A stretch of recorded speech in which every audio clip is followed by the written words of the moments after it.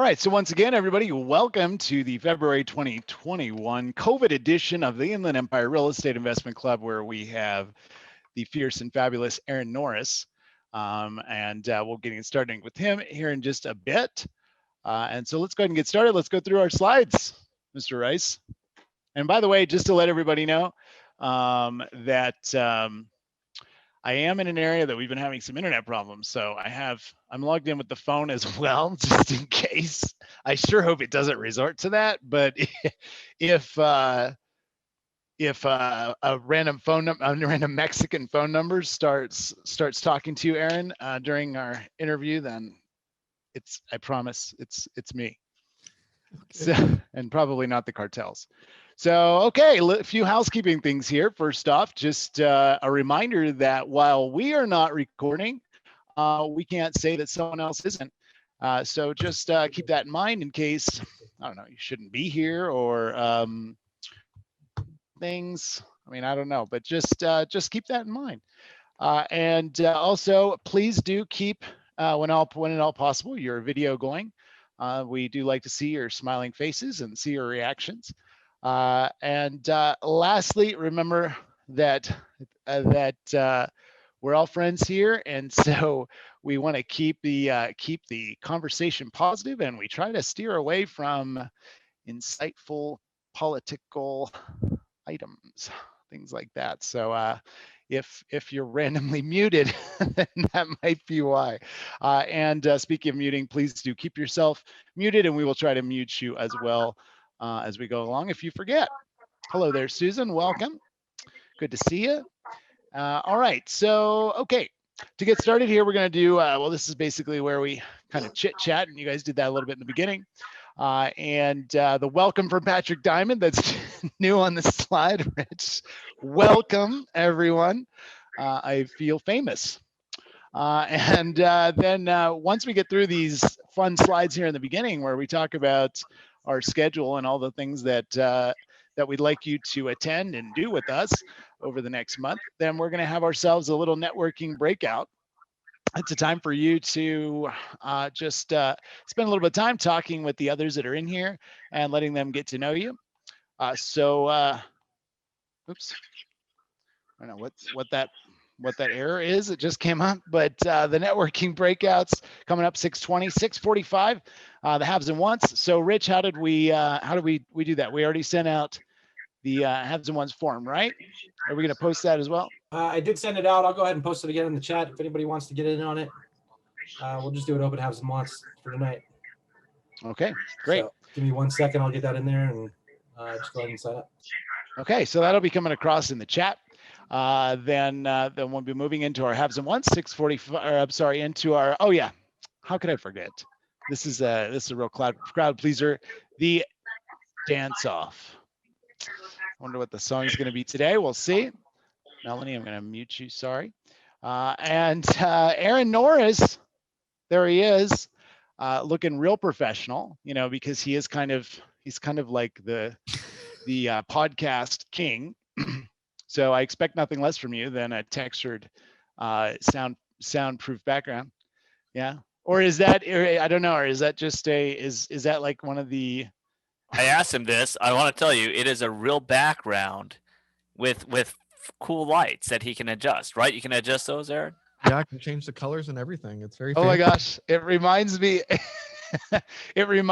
of like one of those the ceilings in a limousine. In a stretch limousine that you took to prom or homecoming or things like that.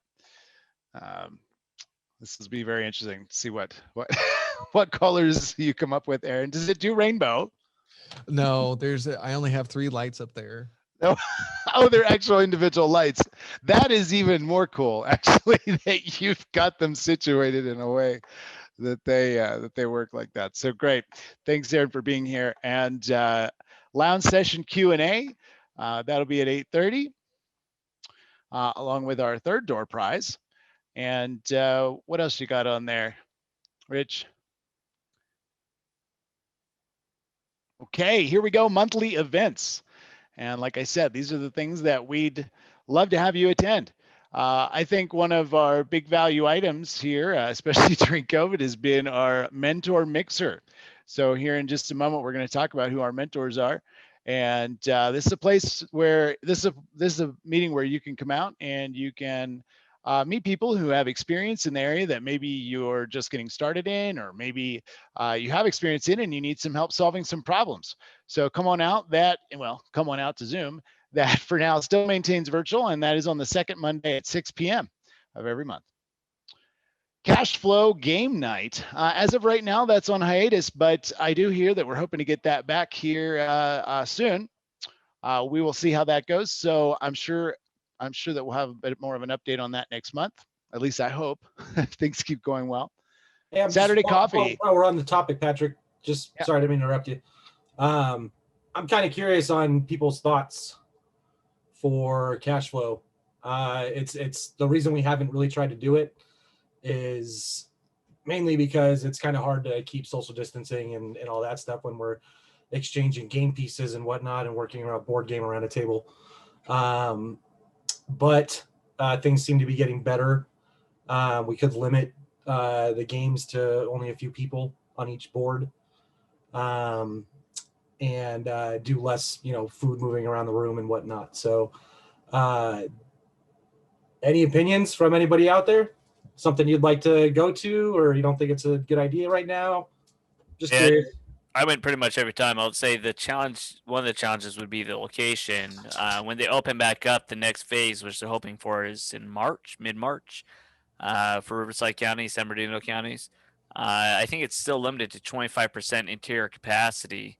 And while the room we had was pretty cool over at Roundhouse, let's go on the assumption that we have our own private room with our own private tables. Yeah, if you have a big enough room, I don't know. I might go. Depends on my wife's mood at the time. Does she feel like I'm going to die or not? I got you. Anybody else? I'd no say right or wrong answer. Just something that we could throw up in a poll. Yeah, maybe you do a poll. Yeah, I was gonna say maybe a poll. And I don't have access to the polling, so I can't start any polls. I'd definitely go once it's on again. I'm actually surprised they don't have like a digital version of that game. They do. They do. It just sucks, basically. Yeah, costs a bunch of money and sucks. Yeah, two things. Things that never work in this business, right? Costing a bunch of money and then it sucks. So let's try and throw a poll up for that later. Rich, what do you think? Okay, so all right, so let's move on past that let's see. Of course, here we are at the main event, but I did skip the Sorry.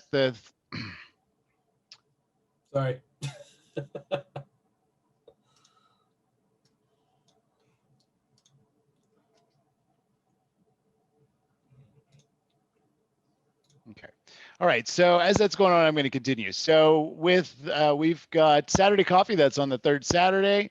That's at Back Porch Homes, and that's at 8 a.m. And lastly, of course, the meeting that you're at here with us right now. Thank you again for being here. And that is, of course, on the fourth Wednesday. Well, normally we have those at the Mission Inn, and at some point, I'm sure we'll be back. We'll be back to it. But for now, they stay virtual. All right, next slide, please.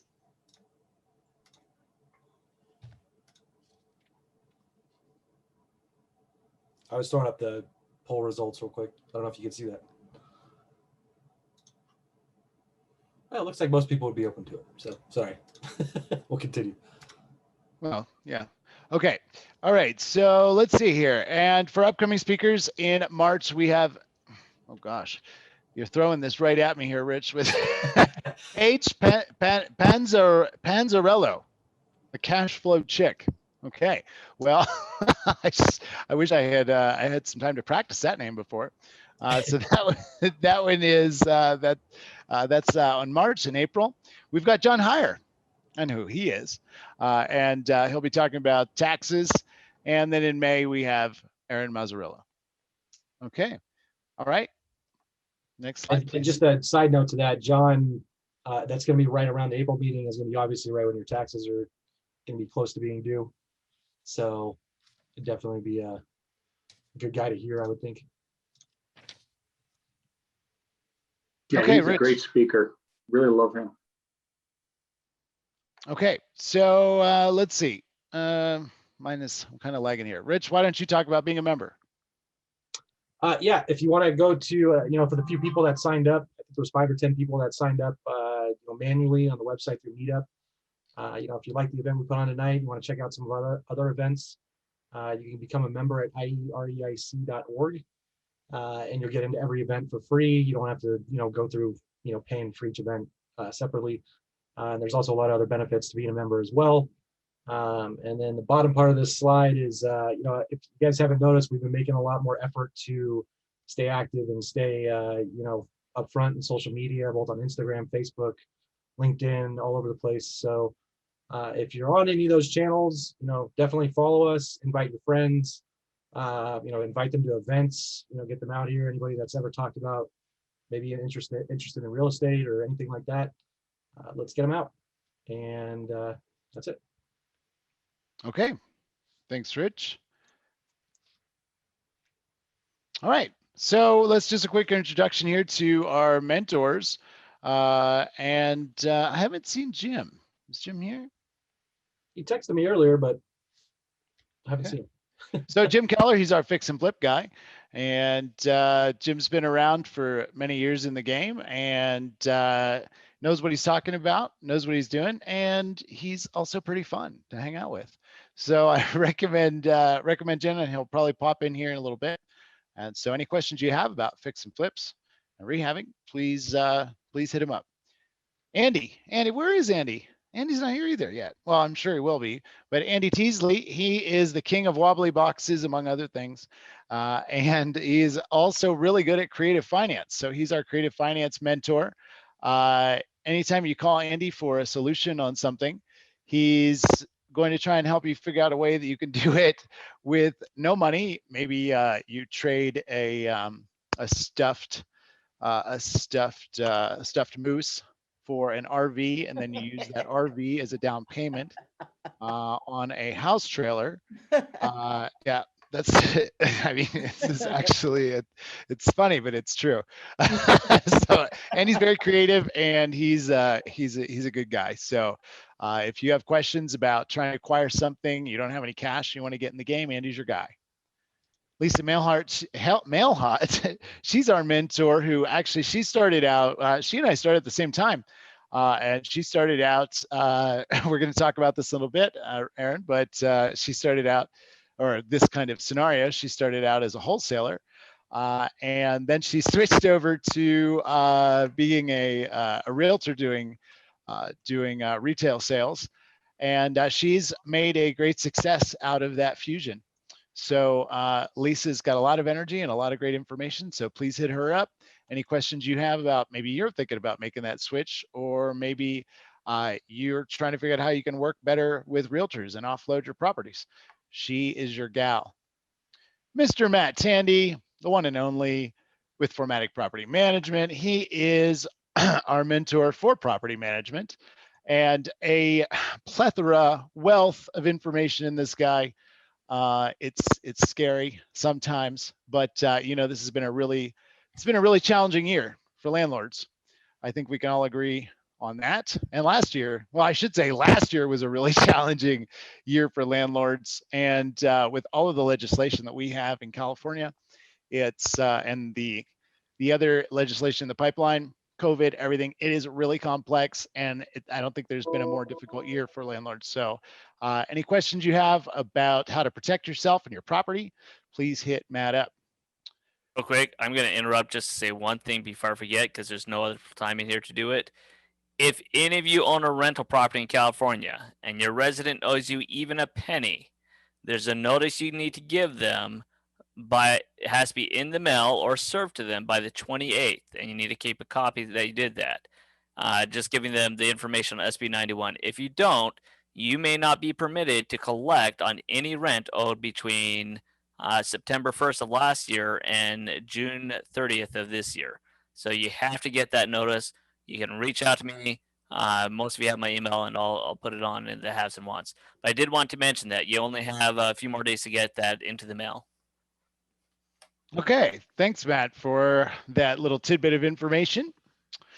And lastly, Jeff Pierce. So Jeff Pierce is our mentor in vacation rentals. He wrote the book, Master Vacation Rentals. And so if you have, maybe you're trying to figure out how to navigate that terrain right now in this landscape, well, you can reach out to Jeff. And of course, as I mentioned, we do have that mentor meeting, and that's the second Monday of every month. So what better time to connect with these guys? All right, next slide. Our sponsors. Okay, so our sponsors for tonight, we have Lock Your Loan. So Laura Locke, she is a veritable wizard at mortgages and finance. I know she's helped a lot of people out of some sticky situations over this last year, where people have been having challenges meeting their mortgage payment.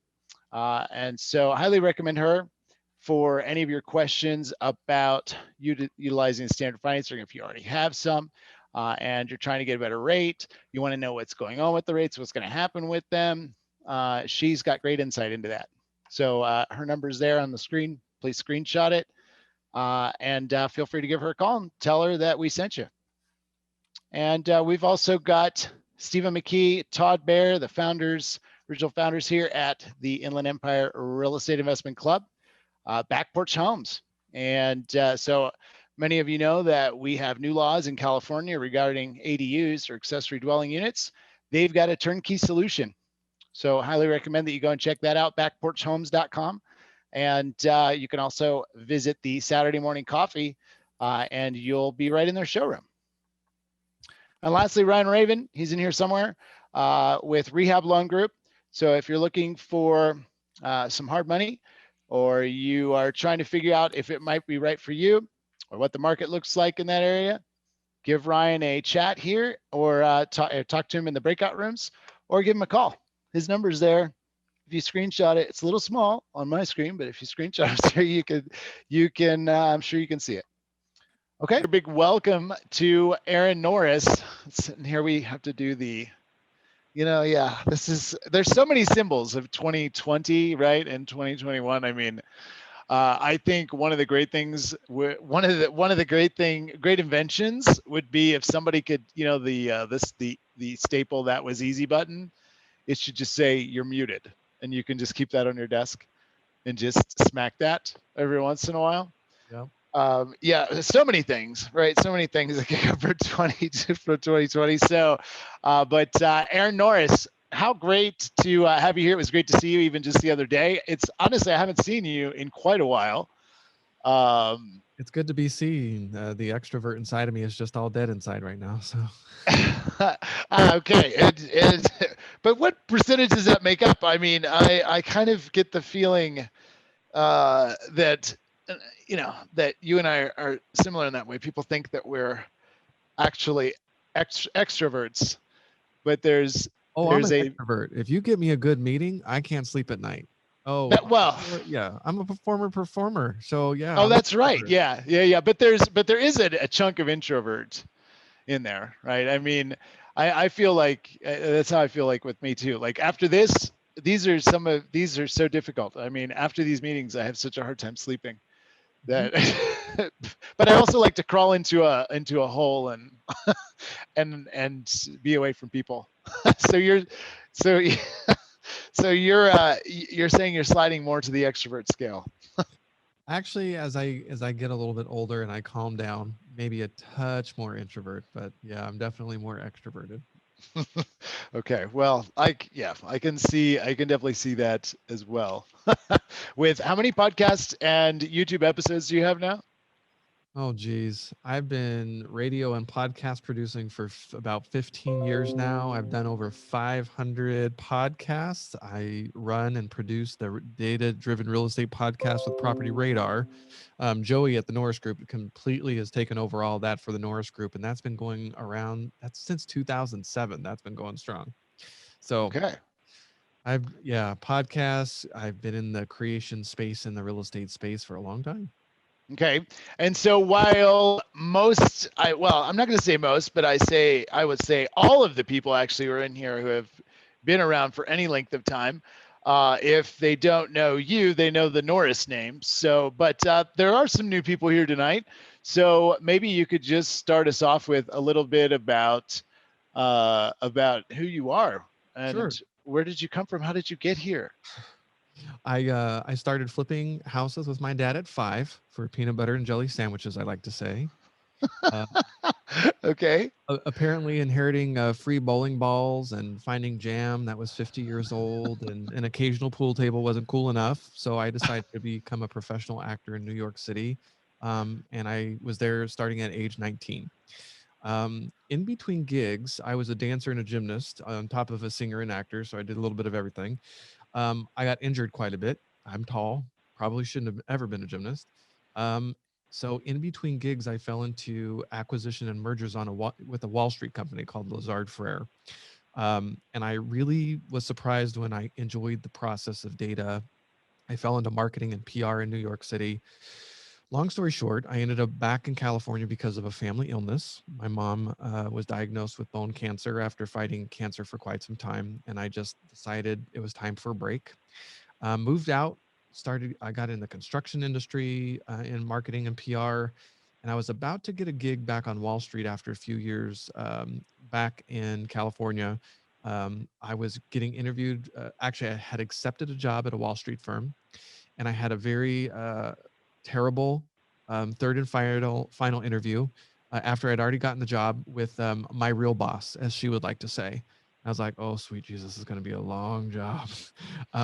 She sat me down after I had gotten the job, and she's like, well, just so you know, I'm the real boss. And I was kvetching to my father, Bruce Norris, and I was like, this is bad news bears. And he's like, why don't you come work for me? I want to create the California crash.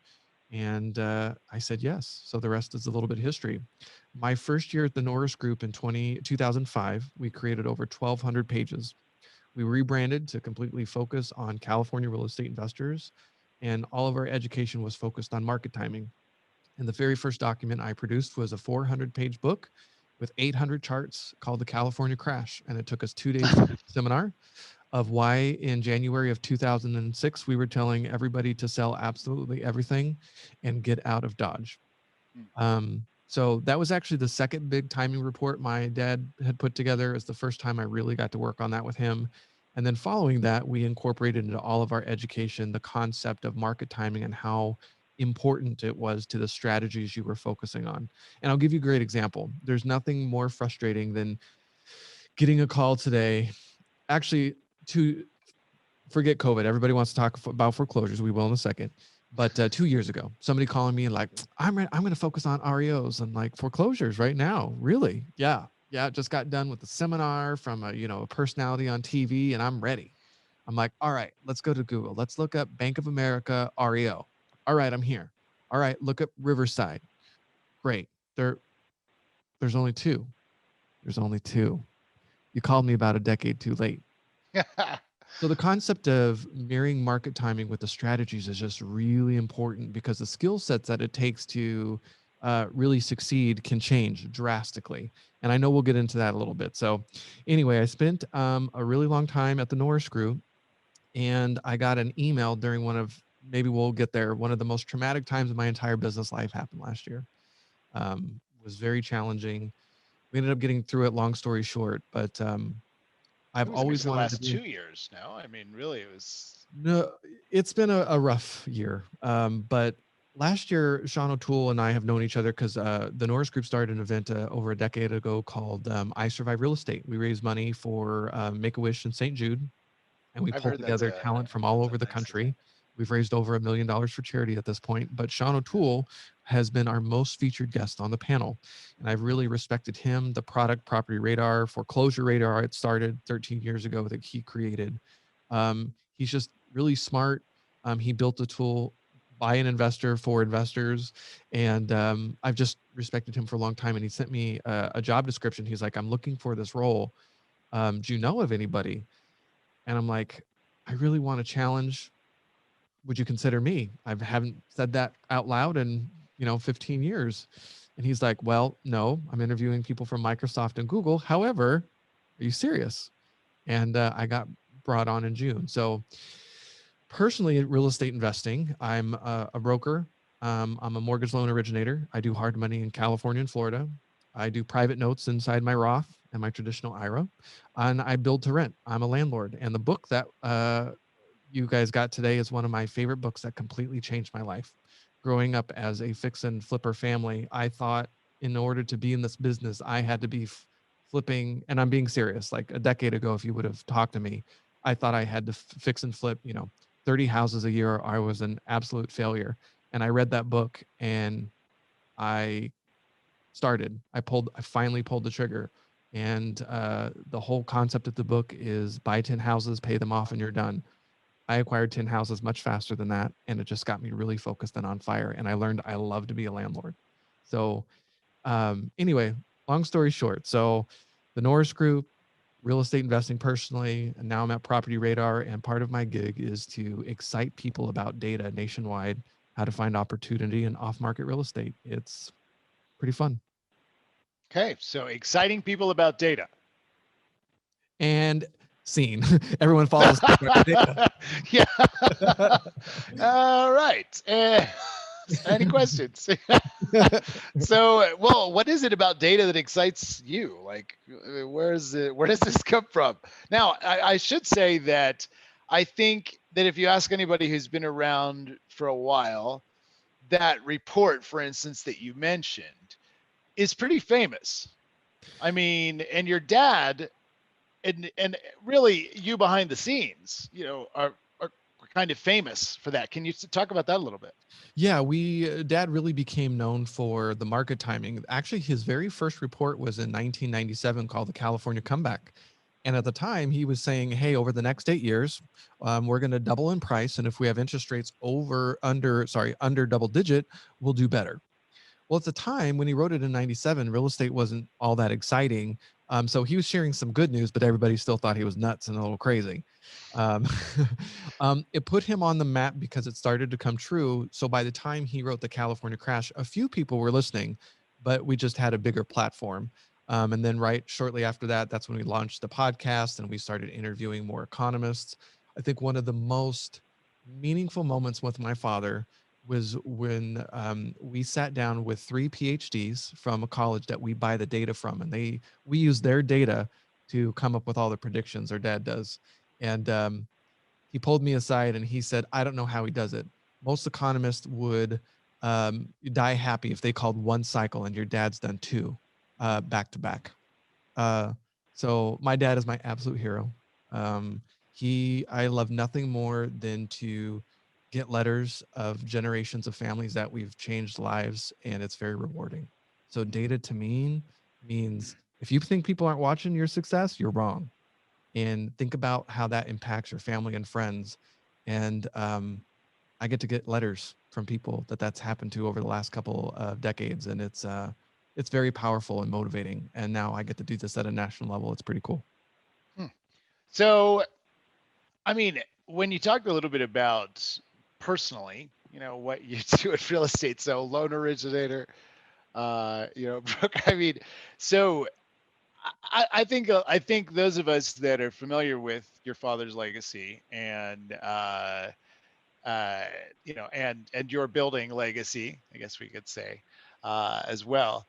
I mean, what was it like to grow up in, kind of in that well, I guess in that scene alongside your dad and seeing those successes and I mean, your dad's friends. I mean, I remember when I came and spoke at your event there 2 years ago.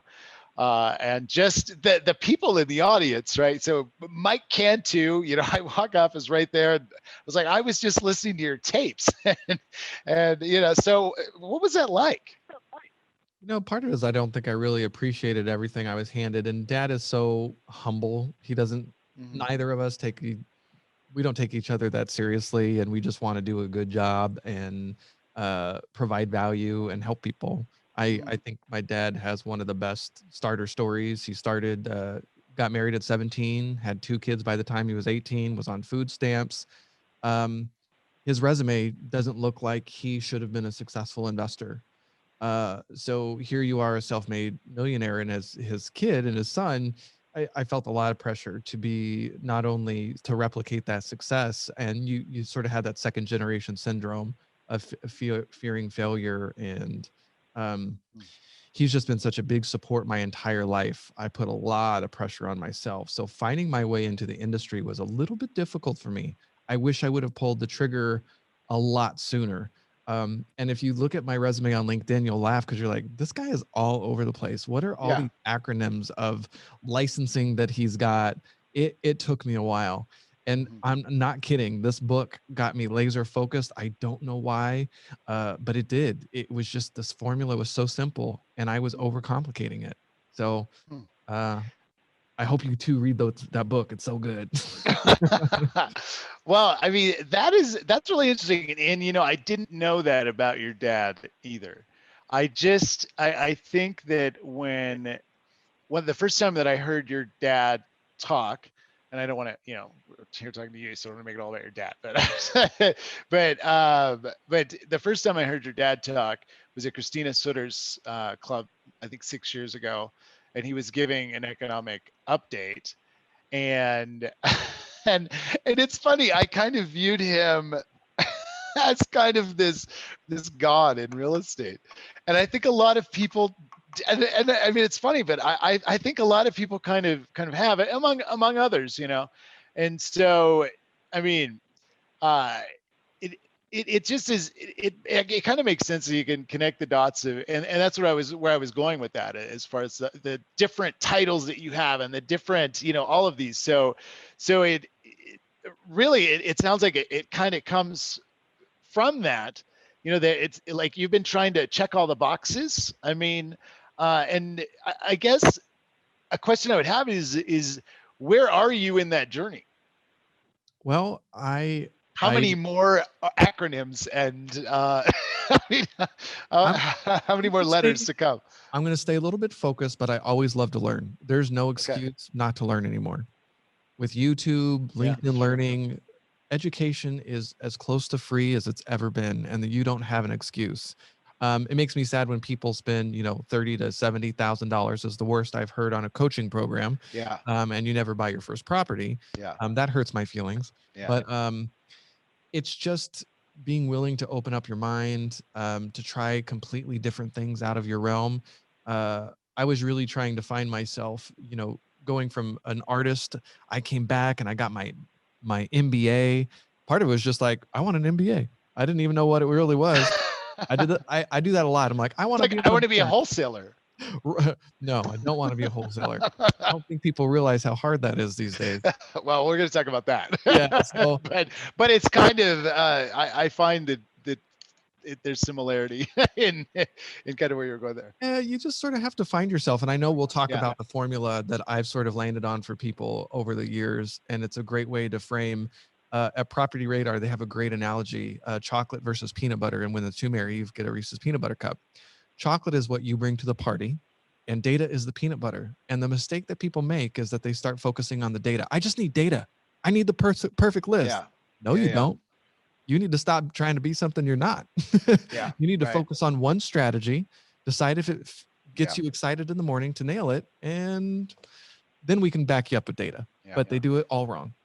Absolutely. And, you know, that's something that I completely agree with that. And I think a lot of the people here, the mentors or people who do mentor others in this business, I think also would agree with. And I know that was a huge error of mine. I kept jumping around. I'll never forget that I had maybe been just a few months in the club scene, you know, and I had been doing short-term rental for, I think, like 4 years. And I remember someone saying to me, I wanted to be a wholesaler. You know, so I went to, it was Christina Sutter's club. And I listened to Jay Massey, And then this is actually this is a little embarrassing, but I'm going to tell it for those of you out there too who are maybe in this same boat. So it's no secret, and you know this, and everybody knows this that knows me, that when I started in this business, I was starting from nothing. And so, and I had to borrow money to go to my first real estate club meeting. And somehow I stumbled upon, oh geez, right now I can't even remember his name. He's the black belt wholesaler. I can't remember his name right now. What's his name? Bill, what's his name? G. It starts with a G. G. Sensei Gilliland. Yes, right. And so I went to one of his seminars, and I went in there and I sat there and I thought, oh my God, this is for me. Like, and all the pictures and the slides, and I thought, this is going to be great. This is my calling. This is what I have been looking for and waiting for. This is going to save me. And I went up to him afterwards, and then he goes through the whole thing, and at the end, this is before I knew the difference between a sales and a no sales kind of meeting. And at the end, it's like, I think it was like $1,200 or something, and I was like, I don't have $1,200. So of course I go up and I'm like, look, please, I will be the best ever. I promise. He's like, yeah, everybody says that basically. And so, segueing in from where you were coming from and all the different things that you went through, and you've been around a lot. So, I mean, and you've heard a lot and you've been around these heavy hitters. So, I mean, what is your view on that? I mean, kind of where it seems that the funnel often starts. On the sales education industry? Well, okay, we can go there. Well, no. I want you to know that I don't think all of it's bad. Yeah. Let's leave it at this.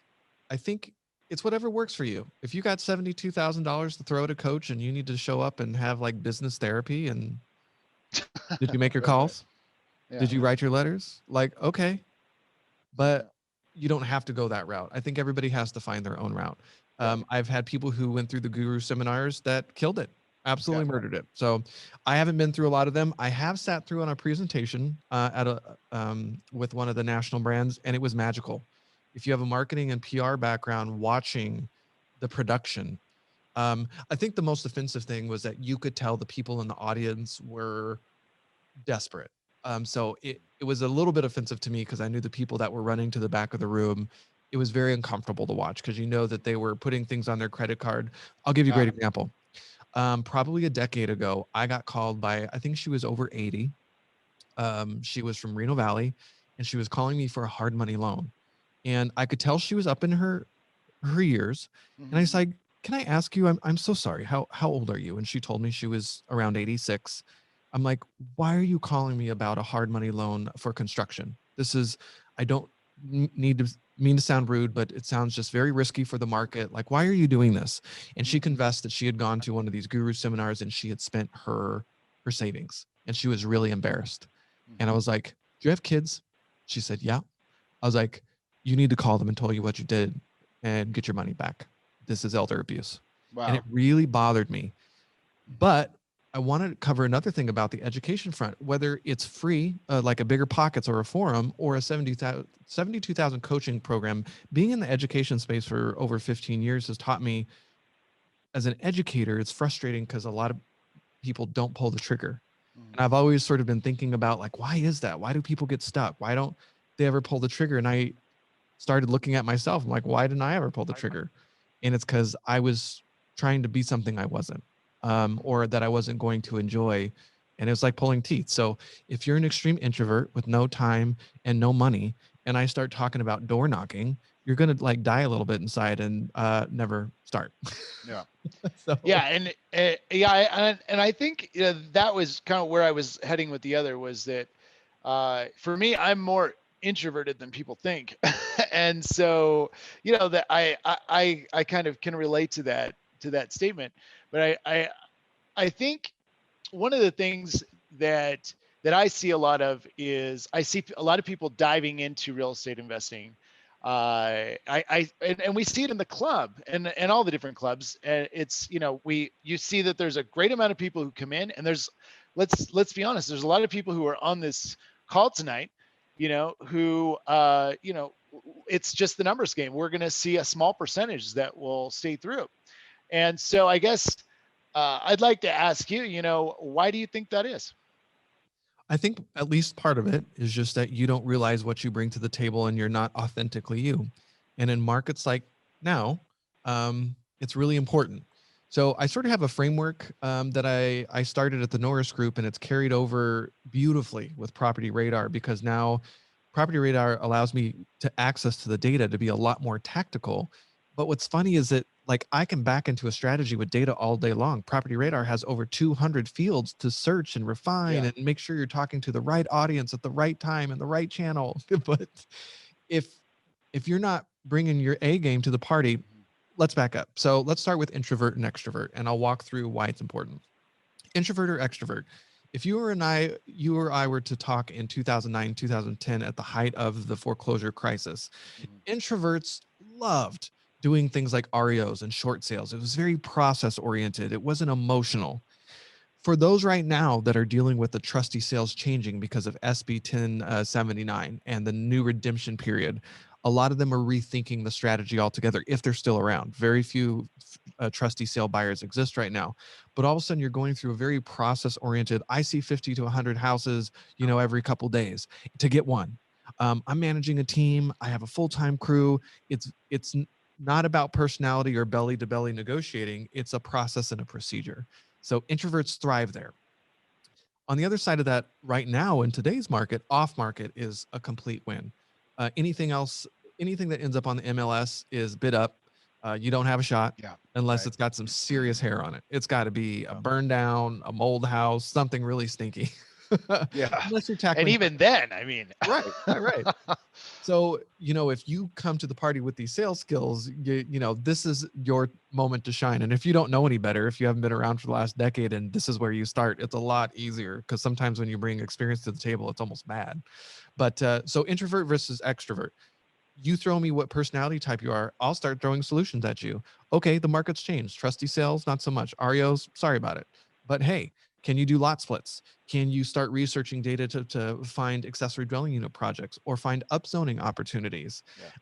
There are ways to back into your personality types where you'll get a little bit more excited. And okay, one step at a time. So we've got the personality type. You've also got real estate experience. Real estate is a language. I wish I would have taken a principles course in real estate my very first year. I would have absorbed so much more. But people start throwing around these acronyms. I'll never forget one of my very first press releases. Hopefully, even the new people, you've heard the name Fannie Mae, is Fannie, right? No, press release. I spelled it Fanny. Fannie Mae called me. You're like, and not Fanny, the 85-year-old grandma. Correct. They're like, you want to update your press release to spell Fannie Mae right? Yeah, who the hell is Fannie Mae? Real estate is a language. The more you can know. I recommend a principles course. I took mine at First Tuesday. Shame on me. I should have just done it. I would have picked things up a lot faster and learned the language. Whether or not you decide to get your license is up to you, but I wish I would have done it a lot earlier. And I also want to point out, if you're really experienced, it could also be a hindrance. Some coaches I've talked to over the years say, I prefer them come completely inexperienced. So I interviewed David Hicks. He's the CEO of the Homevestors brand. And he says, I actually have better success teaching people who with no real estate background, because they adopt the systems and procedures. They don't know any better, so they buy in and they use the systems we've put in place, and they have a better rate of success. So anyway, so you've got personality type, your background in real estate. It's not a pro or con. You just need to understand it's a language. You need to learn the business. And then it's time, talent, and treasure. So my formula sort of takes up 5 pieces to define this chocolate, like who you bring to the party. So time. If you tell me that you're working a 60-hour gig so you can support your mom who's in a healthcare facility, I'm going to probably tell you to not do mailer campaigns or start bandit signs, because your boss is probably not going to appreciate you picking up the phone call, at your job. It's inappropriate. unless you can find a partner or use a virtual assistant, figure out some way to automate, you're also wasting a lot of money. So time is really important. Some people are passive. Maybe they have a lot of money and they just don't want to spend that much time. They're doing other things they're passionate about. There's room for you, but just be really honest about the time commitment that you really, really have. Talent. This is my favorite because people don't think that they can bring themselves. Y'all, I'm a retired actor and a landlord. Who would have thought? The skills that you bring to the party, doesn't matter what your background is. I promise you, you know how to do something. Right. So some of my favorite phone calls, insurance background. If you come from an insurance background, you're probably really good with people and you might have a better idea of the process and procedures around burn downs or mold houses. Right. You'd be surprised. Some are like, if you ever work for city government, maybe you have a background and understand how things work when it comes to code enforcement or the building department. So looking for those basically convertible Yeah, like skills. what do you bring to the table that makes you uniquely you and your own viewpoint? And can I back you into specific deals that nobody else is going to look for that's going to make you shine? I think that's where people miss is they think that they have to start from scratch and you really don't. So time, talent, and then treasure, money. And I'm glad money is last because number one, money doesn't buy sense. You could be absolutely loaded and completely lose your shorts in this business. Yeah. You could have So no hence money the and there's room for you. $72,000 $72,000 yeah. But let's cover a few things that I think people make a mistake. They assume by no money they're going to throw around the word wholesaler. I'm not throwing any shade on this meeting. Wholesaler's been brought up a lot and I don't want to frustrate you. But what you can't see is those of us who've been around the business a long time, we roll our eyes a little bit. Wholesaler has a little bit of a negative connotation because it at least for me in the last decade, it means somebody doesn't have experience, they don't have money, they're probably not going to work hard. They want a free lunch and they want you just to send them leads as a mentor. And it just doesn't work that way. I feel like bird dog is a better route for me because using the term bird dog means that you've probably connected with somebody who's your ultimate buyer. You know what they want and you're being really strategic about how you're going to go about tackling it. So just a slight change in terminology tells me that you're a little bit more serious and that you're on your A game and you're not mindlessly in the market doing the spray and pray approach. Is that fair? Yeah, absolutely. The other strategy that gets thrown around a lot, which it makes me sad because I feel like people give up and they get frustrated and it's not their fault, is creative financing. And it's not to say that it doesn't exist. I just don't think it's necessarily appropriate for a newbie who doesn't know the language of real estate for the state. It can be a little risky, especially if you don't have a network of people who really know what they're doing. You can get yourself into trouble. So creative financing, like subject to. So let's say somebody last year in January bought a house in Riverside. Are they sitting on equity? Absolutely. What if they find out that their job is saying, yeah, I'm sorry, you're going to have to come back to New York. We've changed our mind. You can't work from home anymore. They may not have enough equity to sell without writing a personal check to cover all the commissions and fees and whatnot. So you as a real estate, a noob, gonna be like, hey, we can leave the financing in place. I'll take over. Sell me the house. I'll take over. I'll make the payments. It's fantastic. And let's say you do. Let's say you make every payment. You turn into a rental. You're so excited because you wouldn't qualify on your own. It's fantastic. Problem is the bank finds out because you didn't, do what you needed to do with your entity planning. Interest rates went up and they're looking for cash. They want off of that low interest rate and they call the entire loan due. And the seller says, you never disclosed that was a full possibility. And attorneys are expensive.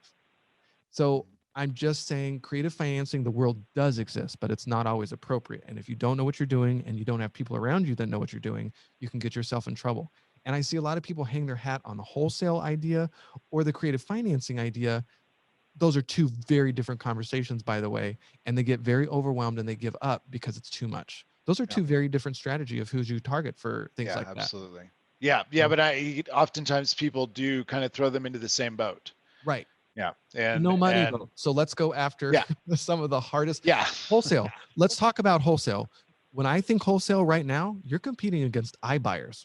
So if you're not familiar with Ibuyers, it's Offerpad, Opendoor, Zillow, and Redfin in the Inland Empire. Offerpad is stop buying. So you're competing against data and systems.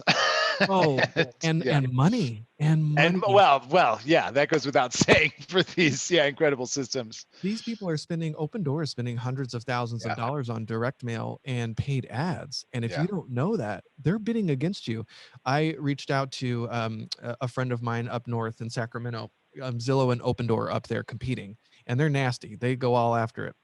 What you might not know about paid ads is that they're increasing your costs, making Absolutely. it more costly. And not only on key terms like I buy houses, sell my house fast, on your brand name. If you are a known entity, they go after you.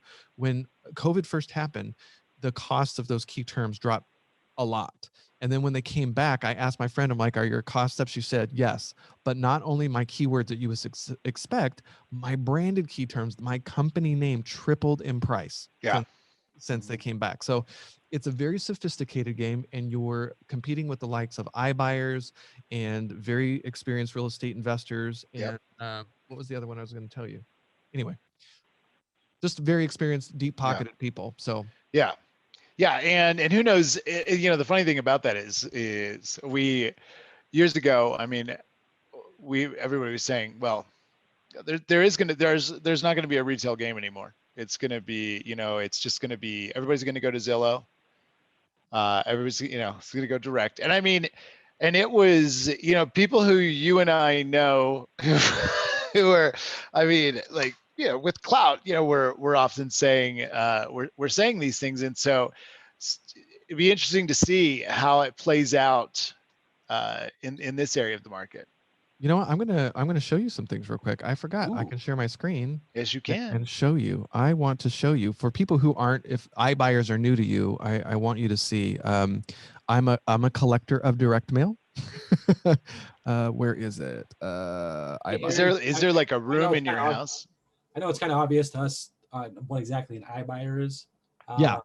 An iBuyer is a prop tech company like Redfin, Zillow, who are, if you're in the Inland Empire right now, go look up a property on Zillow, a single family residential 3-2, and look for the offer now.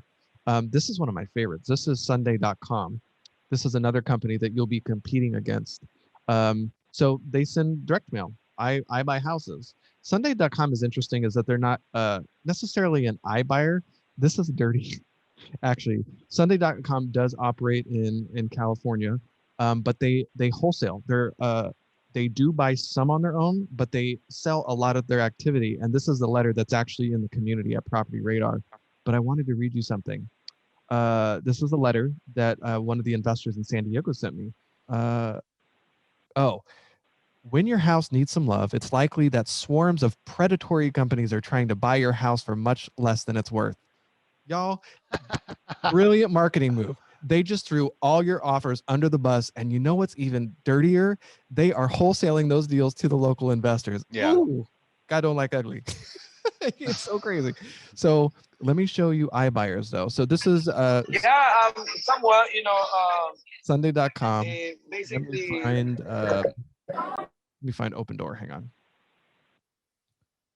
Opendoor. Visit opendoor.com, if you will. They do a great job in digital ads. They're beautiful. They just recently launched video ads on Facebook, and they do a great job. So this is an actual letter that I got from Opendoor in one of my rentals in San Jacinto. They do a beautiful job with corporate branding. Look at that. They got the little blue ink with Dale Everett. They've got the localized number right there. The only thing that I can sort of be a real stickler on is that they have like a generic like contact at opendoor.com. I think I called at one point and Dale didn't pick up the phone. But anyway, the design is beautiful. Corporate branding is really beautiful. What they're attempting to do is bring Wall Street money into our side of the business. And it's like CarMax. It's just used cars, but real estate. Yeah. And they're spending a lot more money at this because they have a different model. So Opendoor isn't just buying your property and flipping it. They are a loan company. They have agents. They have closing services in-house. And Opendoor just went public last year. And some of the things that they're vertically integrating or talking about doing is doing insurance business. So they don't have to make a killing on every single piece of the transaction. When a consumer enters their ecosystem, they don't have to touch another real estate brand. So anyway, you'll get to see I have charts. This is iBuyer activity in California. I'm a hoarder of ads. Yeah, and I've taken pictures so you can see exactly what they do. So if you're marketing, you can sort of see what they're up to. They ran really beautiful, ethnically ambiguous ads that I was really here. Their ads, there was, oh, good, I have them back to back. Like Inland Empire, 50% Hispanic, and the people they used, you couldn't tell if they were Asian or Black or Hispanic. It was so well played. You didn't know if they were 25 or 65. It's just really interesting, the visuals that they used, and I love that kind of stuff. So as a marketer, I'm always nerding out. But anyway, it's for free. Community.propertyradar.com if you want to read the ads and thumb through it. But those, when I hear wholesaler, this is your competition. Now, I think somebody posted something about a buy box. So this is a great question. A buy box is what these Wall Street investors are after. I ended up on their list because I was an absentee owner. I'm sitting on a lot of equity, and it's a 3-2 in San Jacinto in the Inland Empire. Murrieta area is on fire. They do a lot of transaction out there. So their buy box is 3-2, typically 1,800 square feet or less. That's what they're after. If you don't know that as a real estate investor and you're trying to tackle the same stuff that they are, man, it is brutal. You can guarantee that they are on the kitchen table, their letters, they're getting the digital ads. So you have to make a decision. Do you compete with them? Do you work around them or avoid it altogether? It's fine, but as long as you know, you can decide. So switching gears a little bit, and it kind of made me think of it when you were talking about going, that these companies, for instance, they're digging their hole, they're getting in there, and they're doing everything they can basically to keep you out of it. And so one thing that just generally in business and in 20 years as an entrepreneur, I think that, and also with I think 6 years now as an entrepreneurial coach, I think in working with people, I have found that one of the ways that that money is just going out the window, and you talked about authenticity, and it ties into it, is really going back to the why. Why people are doing it. I mean, when I talk to people about, oftentimes, people will ask about getting started in short-term rental, for instance, or in the hospitality. And the first question I have is, okay, well, why do you want to get into this business? And for a while, especially like right now, people have really cooled off. But as you know, that's really how I got in, was in vacation rental. And so it was really hot, back 5-6 years ago. And funny, I was trying to wholesale instead of just sticking with what I knew. But I had the same kind of issue, which, when I would say, well, why do you want to do it? And they'd say, well, I want to make a lot of money. And I think that's kind of the big hang up for people. And so what are your thoughts on that, as far as how does that affect people when that is their why? And when you're talking to people about what they should be doing, how do you guide them through that? You know what's funny? It hasn't made my list because money can be very motivating for some people. Money means different things to different people. For me, it means freedom. For somebody else, it's power. You almost need a therapist to figure out what money means to somebody. So I guess I always start from a place of authenticity, trying to back them into a strategy that resonates with them, because the money will come if we can find the right strategy. And, whatever their relationship with money is, let it be what it is. But I don't know, maybe I should ask that question. But it does. It's not unhealthy either way. It's just, what is money for you? What is having that money look like? If you're creating a vision board and money wasn't an object, what would you be doing? I mean, last week I interviewed Ward Hannigan. He's 80 and he's got the hustle going. He's still building ADUs on properties. He's trying to build ADUs he does not own on ADUs on properties he does not own, so he can do more Section 8 senior rentals. 1 bedroom at 80. My dad, on the other hand, he's done. he just loves to educate. He wants to help more people usher in. So he's still teaching, but from the standpoint of acquiring, he doesn't care. He doesn't need any more money. For him it was freedom, and he's played the game and he won. So everybody's got a different relationship. Well, and I think where I'm coming from with that is, really I find that people are, when they're very clear on their why, and really, what are you going to do with that money? Because money is a result, so what is that going to be traded for? And I think what I tend to see is the people that have the strongest connection to something beyond just that money are the ones who tend to do better, and to last a lot longer. And so, and I know we got some new people in here tonight, and so I really want to kind of touch on with this has been a crazy 12 months, right? And so much has happened, and so much has changed with all of our individual mindsets, and the way that we look at the world, and the way that we approach business, and the way that we approach ourselves even. And so, I mean, what do you think that people who are getting started now, right where we are, with everything that's happened, where should they be looking?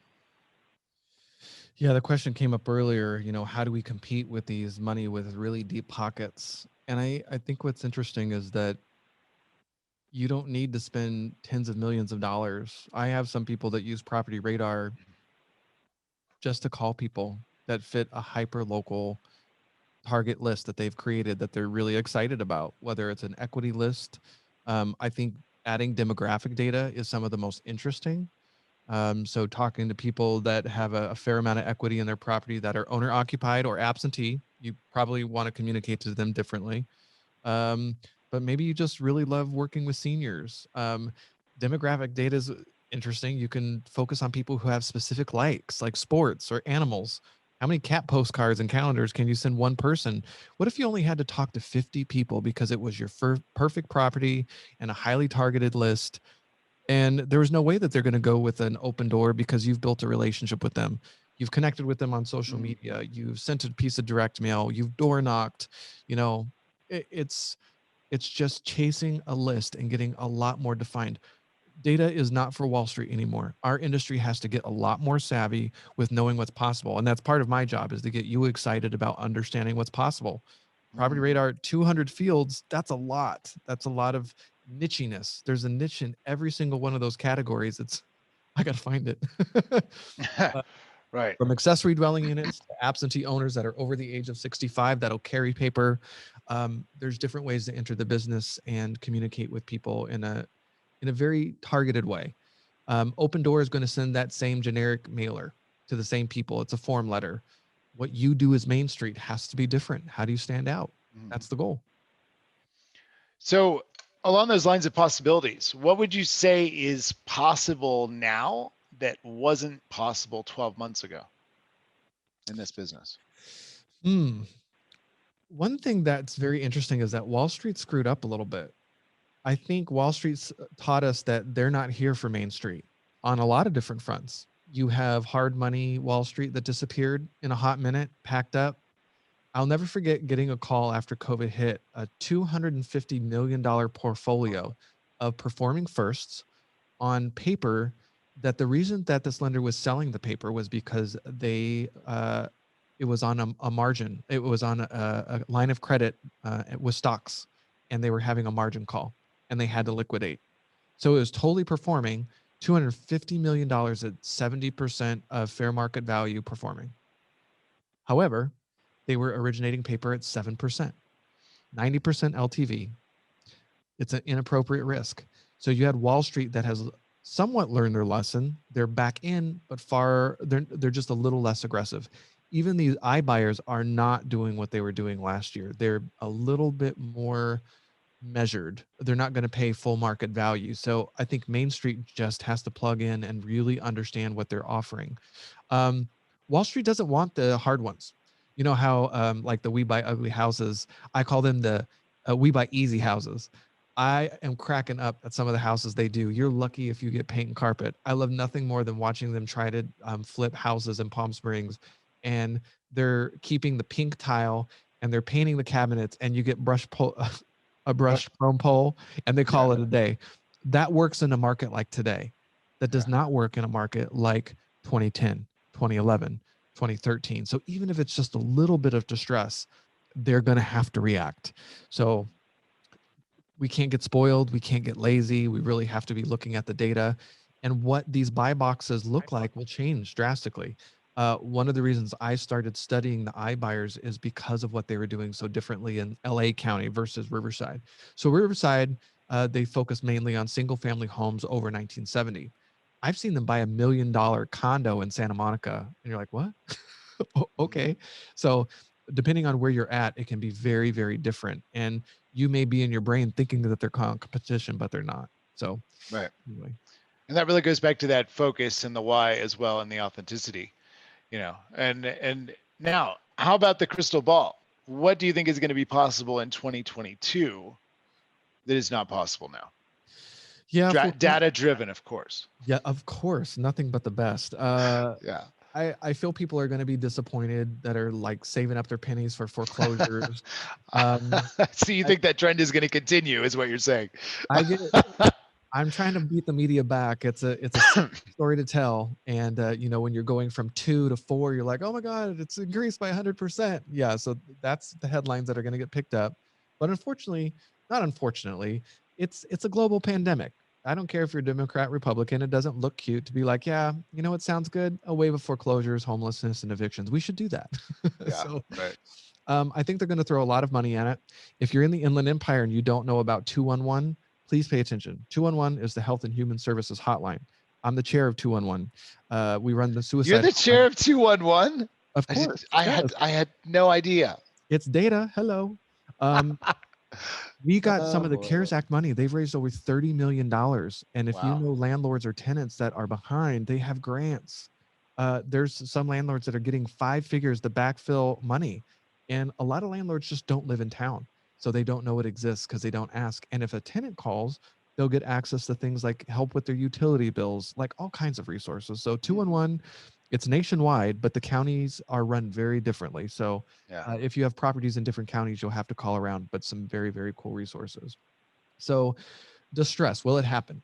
Yes, but it might not look like what you think. It's not foreclosures. When you are sitting on, 10% equity, if you have a distress situation where you have to sell, it's called a sale. You just have to sell it quickly. That's it. It's not a short sale. It's not a foreclosure. You just got to sell it. It's a fire sale. Death, disease, divorce is always something that happens in life. So there's always going to be people looking to sell. Right. Accessory dwelling units, we're very excited about. Still. Yeah. I think if you're not familiar with accessory dwelling units, these are secondary livable units on properties, and it's a way to make cash flow work in the state of California that would be very difficult today. And I just brought up Ward Hannigan. Ward Hannigan doesn't even care if he owns the place. What he's doing is very specific, actually.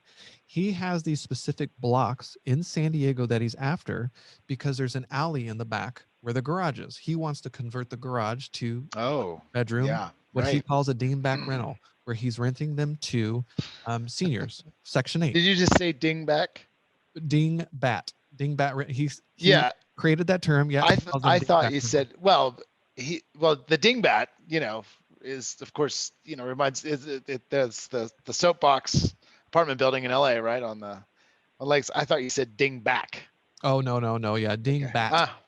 No. Because they're just so simple and he loves them. And do you know what his average stay for a tenant is? I think it's over 25 years. 25 years of one tenant. He says the only way you're leaving is feet first. So he's got a guy who just turned 80 on Valentine's Day. He's looking to target properties he does not own. He's just creating these accessory dwelling units with the caveat like, hey, when you pass on, your kids are going to inherit this property with an income producing property on site.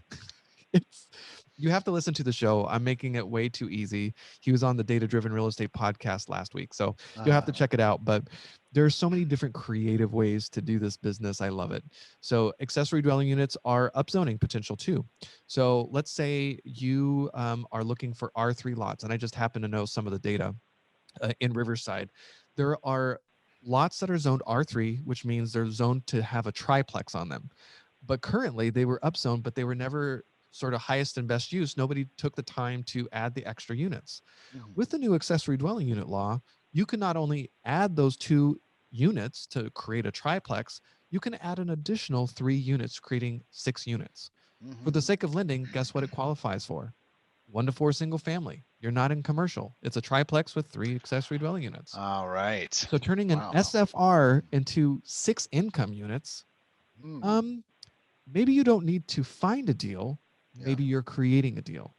For you, for those introverts out there that don't like the thought of door knocking or soliciting response from people via direct mail or phone calls, how about you get in the data, understand how to find those and construct deals and sell them to people because you've found out how to piece them together. You don't have, you could almost buy them off the rack for full market value because you're going to completely change the use type. Absolutely. Yeah, right. Yeah, and so what would you say, what would you say, or where do you think is going to be the most challenging area of real estate investing over the next 12 months? Marketing is hard. Let's be honest. We spend so much time with media. It's very noisy out there. I'm the guy watching Game of Thrones, playing a game on my iPad, and I'm texting. You never have my undivided attention. So connecting with people, that is, in my opinion, one of the hardest pieces for off-market real estate. And it has to resonate with you. I said people use Property Radar to call. That's all they do. They don't even direct mail. They don't do social media. They don't run digital campaigns. Yeah. They have a target market. They know how to connect. They're great on the phone. That's it. Yeah. Yeah. And so as far as, let's say that there's someone on the call tonight who is there, they've been through the ringer and they are wondering if they should keep going in this business. Why should they? God, this is going to sound so dark. Maybe you shouldn't. Okay. If it's just a matter of you needing to get focused, and you know, we sort of talked about that chocolate creation. If we go through your personality type and, you know, have you taken the courses so you're not frustrated with the lingo? Have you really been very honest about the time, talent, and treasure you bring to the party? And if you just don't arrive on something and you just haven't found the why of why you want to pull the trigger, it's okay to do something else too. It's not like you're a failure. It's just maybe this isn't for you. But, you know, that's okay. I would just really hope that you spend some time really thinking about that chocolate part of the equation. The data is there. It's just the chocolate pieces where I run into people getting the most frustrated because they're just not authentic and honest about one of those 5 categories. Okay. Well, and talking, so let's shift gears a little bit into what you're doing at Property Radar. And I mean, first off, how about a little plug for Property Radar? Because there might be some people here on the call. And again, we have some new people. So what is Property Radar? Property Radar is a subscription service. It's a data tool. So we have people, property, and mortgage data. So whether you're targeting distress or upzoning opportunities, there's over 200 fields to back into your niche. We pre-append phone numbers and emails. So we spend a lot of money buying billions of records to make sure everything's all in one site. So public records can be free in many places. So the recorder's office. I'm a little tired. What's the A word? The office that taxes you. County assessor. The assessor. Yeah. Thank you. County assessor's office. You can find some of this data, but putting it The all A word, I'm like, well, there's so many. there's so many. Yeah. So it's just in one platform. And I was actually a long time user of Property Radar before I came on. And I was actually embarrassed because I had set up these automatic, when a deal matched my specific criteria, I get updates every day. So there's some automation built in there. I didn't even know Property Radar had emails and phone numbers, and I was very embarrassed. But anyway, it's a very robust tool. Our target is not typically beginners because we do find people get lost. But there's a lot of really cool automation too. We integrate with Zapier. So there's over 2,000 programs that we can integrate with. So whether it's a CRM system, we have this one partner, Print Genie, that can do one-off mails. So let's say I'm targeting equity absentee owners that are over the age of 65, and I create this list. And when somebody ages in, I can trigger a one-off mailer automatically. And, maybe I push the lead into a CRM system and I follow up in a week knowing that the mailer would have landed. So I give a call, I try to connect on social media. So it's getting a little bit more sophisticated with integrations and automations as well. So I myself have some learning to do on the automation front in 2021 and beyond. And that's part of my goal, is to challenge and get people excited about all the opportunity with that. Well, that's something I wanted to ask you because I used Property Radar a lot, a few years ago, and I think most of us on here who've been around have used Property Radar, and so I'm guessing that some changes have happened. So for those of us who and I love Property Radar. I love all the little buttons and the little filters you can make, and the maps are super cool. Actually really like the comp tool. I think it spits out a nice. I think it spits out a nice report. And I personally, and I've played around with the others. And I have found that I really like Property Radar the most. I love the lists and it's kind of visual. I'm a very visual guy too, so I like to dig in and look, and I see it. Oh, it's green here. Oh, it's red over here. Oh, but this one's red for property values, and it's also like you combining all the different things. So what has changed in Property Radar? I mean, for those of us who haven't used it, going national is probably one of the biggest things that Sean has been working on for years. I've been begging him, because in Florida, in order for me to get the data I needed, I was spending thousands of dollars every year. And Property Radar, if you're on an annual subscription, is like $79 a month. It's a huge difference. And when you're working with a title company, they don't have the emails and phone numbers and the demographic data that we do. And I think the demographic data is one of the most powerful data sets to overlay to really get down. So why that's important is if you're starting at a list like okay, I want to target homeowners, so owner occupants that have 50% equity, and that's it. You could be mailing a huge list. You could be spending so much money, and so you only have money to send one time, and then you never follow up. But we know that's not how it works. It's about follow-up. It's about keeping in touch. So it's really, really important. Just flushing down the toilet we have to get better at that piece of it. What else is new? Advanced property types. So we've got information on things like mobile home parks now. Advanced commercial types. So for those creative, looking at hospitality properties like hotels and maybe converting them into residential, that's possible by getting in at that local level. Here's a great example. Yeah, Berkeley just announced yesterday that they're basically getting rid of R1 or single family zoning. Yeah. So that means every lot in Berkeley could be a multifamily. You could scrape it and do something else. Like, it'll be really interesting to watch what happens there. But what if you were there first? What if you knew that was coming and you were starting to line things up? Maybe you've got inside scoop of a major employer coming to town in a specific location that's going to change the town forever. And it's that hyper local stuff. Like, data's great, but there's some things that you bring to the table, like we've talked about, that nobody else has. It's not on anybody's list because it doesn't exist on a list yet. Right. That's the good stuff. Right. And so as far as you said you don't recommend it for beginners. Who do you recommend it for? I don't want to. Yeah, I don't want to make it too much can of a use plug, the tool. I just hate to see them get frustrated and feel like they lose money, and don't ever do that. If you ever sign up, there's a free 3-day trial. Please, please, please make sure you've really thought about all the chocolate conversation we've had. Yeah, right. When you call support, they will meet with you one-on-one. And if you tell them what you're trying to do, they'll find the data faster for you and you'll get less frustrated. Where we find a lot of newbies get lost is it's very overwhelming. There's just too many fields and it's a little bit too robust.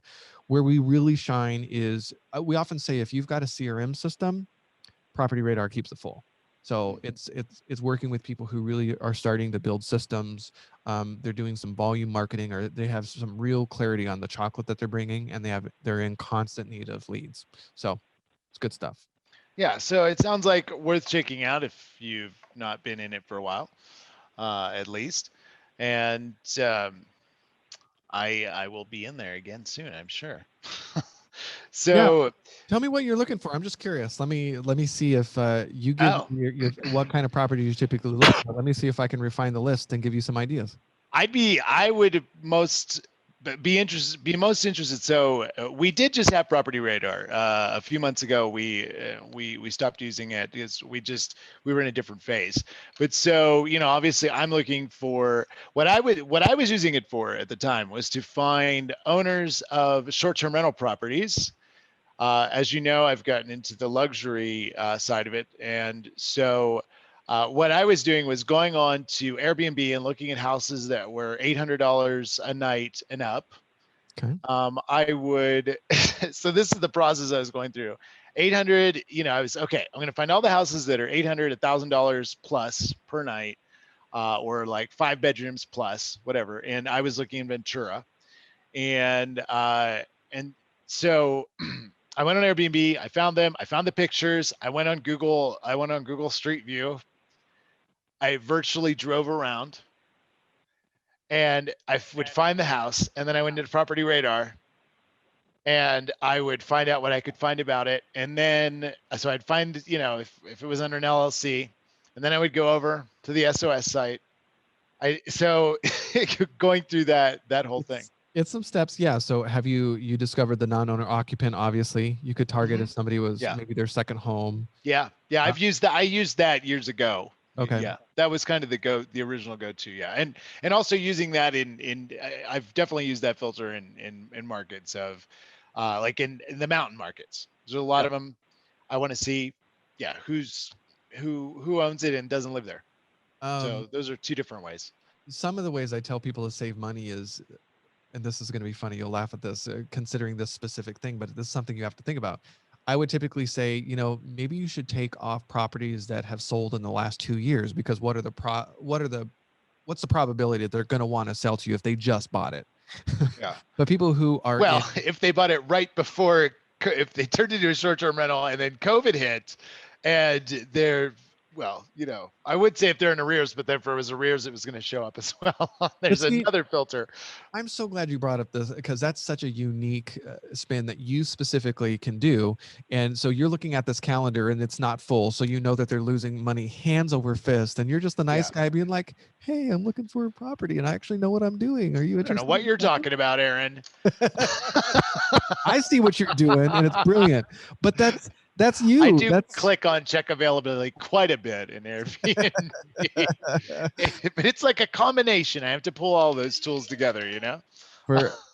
Just so you know, I am trying you know this because you were working with me, but I am trying my very first furnished rental. I inherited a property and it came with a lot of great furniture. I'm like, I want to try this out. Win or fail, I'm going to check it out and see if I can make it work. So I don't mind trying new things. So we'll see. Oh, what I wanted to bring up is the year of remorse. This year might be the year where somebody has never lived around snow and they're like, you know what? Yeah, I failed at life. I should have never have moved here. So you've got people who want to sell, but they're not upside down, but they don't have enough equity. Maybe they're just looking to get out of it. Just like, I know I can't live in the snow. Is there an algorithm coming up soon for this? Is this maybe a little bit of insider information? No. Well, Property Radar does have the links to social media. You could spy on them in social media to see if they're like crying, their car is crashed on social media. Like, oh hey, can you track, Aaron? Can you track the alcohol sales by volume to that individual? Yeah, to that address. That is not. Or maybe even just scraping through their social media posts. Kind of, you know how we use Grammarly here, so it gives you kind of this is like a happy email, this is like a sad one. So if it could scrape through their feed, and if we could have an icon, you know, generally over the last 6 months, this person tends to be, you know, it could be happy face down to frowny face to suicidal face. You know, I mean, you need to know when people are distressed.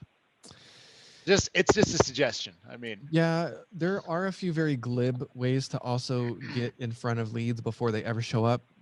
tell us On about that. Come on, that's a nugget. obituaries, if you're looking for a probate list and you're buying, probate lists, I mean, technically you could just look up somebody on the obituary and put them on your list. It's a little glib. So and you talked about all the connections to Zapier, so that also might be another good idea. Tying into the obituaries, You have to get a virtual cross-reference, assistant. automatically create your list and Yeah, put it or into get a virtual HubSpot. assistant just to check nothing but the, that, and then every day you get your handful of leads, and Those I ones don't get the suggest writing a face with letter the like, I'm X so through sorry it. for the death of your family. Yeah, a little creepy. Well, definitely would be interested to hear other, tips that you have for people to access, or kind of, where you were going with, as I said, kind of what my process is. Okay, I'm gonna go here. I'm gonna find this house. I'm going to through from this other platform and drive around virtually, or I have a team of people like just going kind of like hamsters in a wheel trying to find, oh, this looks like the house. um but other strategies in other markets like All right, wholesaling, for instance. I know there's some realtors on the call. I had a great call with somebody locally that her specialty was seniors, and we got on the phone call, and she was a little frustrated. She's like, I just don't know. I'm like, let's talk about your chocolate. Tell me your chocolate. So she told me, and I'm like, interesting. I'm like, it sounds like you want to talk to people that haven't done a lot of estate planning. She's like, yeah. I'm like, okay, well, just don't talk to people that have a trust already. It doesn't mean that those people who have a trust know what they're doing. It's just more likely that somebody who's holding a property in their name hasn't maybe thought about stuff like that. So I was like, have a CPA? Do you belong to this club? Do you work with an attorney that can help you pay for all your marketing? Let's only talk to people over this age of 55 with over 50% equity that don't have their property currently in a trust. And we were able to whittle down the list to much more smaller numbers, but it was a little bit more strategic because we had thought about clues in public records that would get us to the finish line faster. And we also found some partners that would possibly be able to work with us to underwrite some of our marketing. She could have webinars like how to create and why to create a trust, impacts for estate planning. We were also targeting people over income. So we're targeting an area, income, and she was floored to find out the target market was actually all within 2 miles of her office. It was great, super nerdy. Yeah, and that ties into what we were talking about earlier, that you've got all these companies that are spending all this money to market, and I think where people get confused just in business in general is they take this brand marketing approach because that's what they see. They see, well, this is what Coca-Cola does. I'll just go and get a billboard, without understanding all of the, and that's it. I'm going to take all of my budget and I'm going to put it into a billboard. I might have done this once, and the entire budget's going to go there, but with nothing supporting it, right? And but the more focus you can get. So if I have 1,000 people, and if I have $1,000 and I have 1,000 people that I'm trying to reach, I have $1 a person, right? But in this case scenario, for instance, what she's done is actually take and cut out a little swath outside of where all the other little fish are swimming. And that really raises the amount of power that you have. And isn't that really what we're talking about with the data too? Yeah, and she had not heard because I'm in the estate planning council out here, and I belong to a few groups. I just happen to know the infrastructure in the nonprofit realm. But I'm always, as a marketer, looking for connector of connectors. How can I build relationships with people that control other relationships that are going to need my services? I love CPAs. Yeah. CPAs aren't trying to sell you on anything. They just want to do your friggin' taxes. So, when a consumer is coming to them and saying, you probably need you inherited this house, you need to get rid of it, and it's a hoarder house, I know exactly who to call. Here's somebody I trust. Right. Yeah, that I have to say, and I think that is a huge point for the newcomers, that if there's anything that has helped me be successful in this business, it's just been that. And I forget, it might have even been Steven who I heard him say something along those lines once years ago. But I mean, it just clicked. I mean, I too, I tend to try and I try and collect. What are you looking for? You know, it might have nothing to do with my market. And, you know, I have friends that do things completely different than me, whether I have friends that are wholesalers, been wholesalers, they're professional wholesalers, they rock at it. You know, it's not my area, but hey, what are you looking for? You know, and I think that's such an important thing to get across is that's the hub. You know, that's really turning yourself into that hub. Well, and you really need to be the resource and the expert. So when we talk about that conversation of bringing your chocolate to the table, when you're the expert at something and you owned mind share of somebody who's like, oh yeah, that person's legit. Let's be honest. Whenever you refer somebody, you want it to be killer. You want to look like a rock star. You're not going to typically refer somebody you don't know or seem sketchy. So yeah, or if you don't know yet, and if you're new, that's not a good idea. but that's where that talent comes into play. Like Yeah. maybe you've got a background in specific on one of the calls. The transferable. Yeah, like we're talking. Yeah, the transfer of skills. Oh gosh, Yeah. I wrote down the name. Sorry, I'm forgetting. It is, who was it? It was Tracy. Comes from hospitality, maintenance. You know, I think he would be great for looking at things like master leasing, or maybe co-living or vacation rentals. You know, just carry that experience. And what's funny is that he was part of, I think in the Mammoth area, Tracy, if I'm wrong, where you bring that experience of creating experiences for vacationers. You have a very unique perspective that very few people have and is hard to replace. You've been in it. That's where I would start if I were you. Like, okay, how can I back in? What's the saying? Get what you need. Use what you have to get what you need to get what you want. Thank you, Peter Fortunato. And that's kind of a mic drop on that. Yeah, no, that's one of my favorite sayings. It's just leverage what you have to get what you need and you'll get what you want. But we have to start somewhere. Let's start something that's authentically you and that you are good at. Nobody likes to feel like they suck. That's the worst. Yeah, no, and really it is such a help. I mean, because that's where I was going earlier. You know, I was floundering around. I want to be a wholesaler. I want to do this, and really the thing was that it just dawned on me even recently that I have this innate just desire to provide hospitality.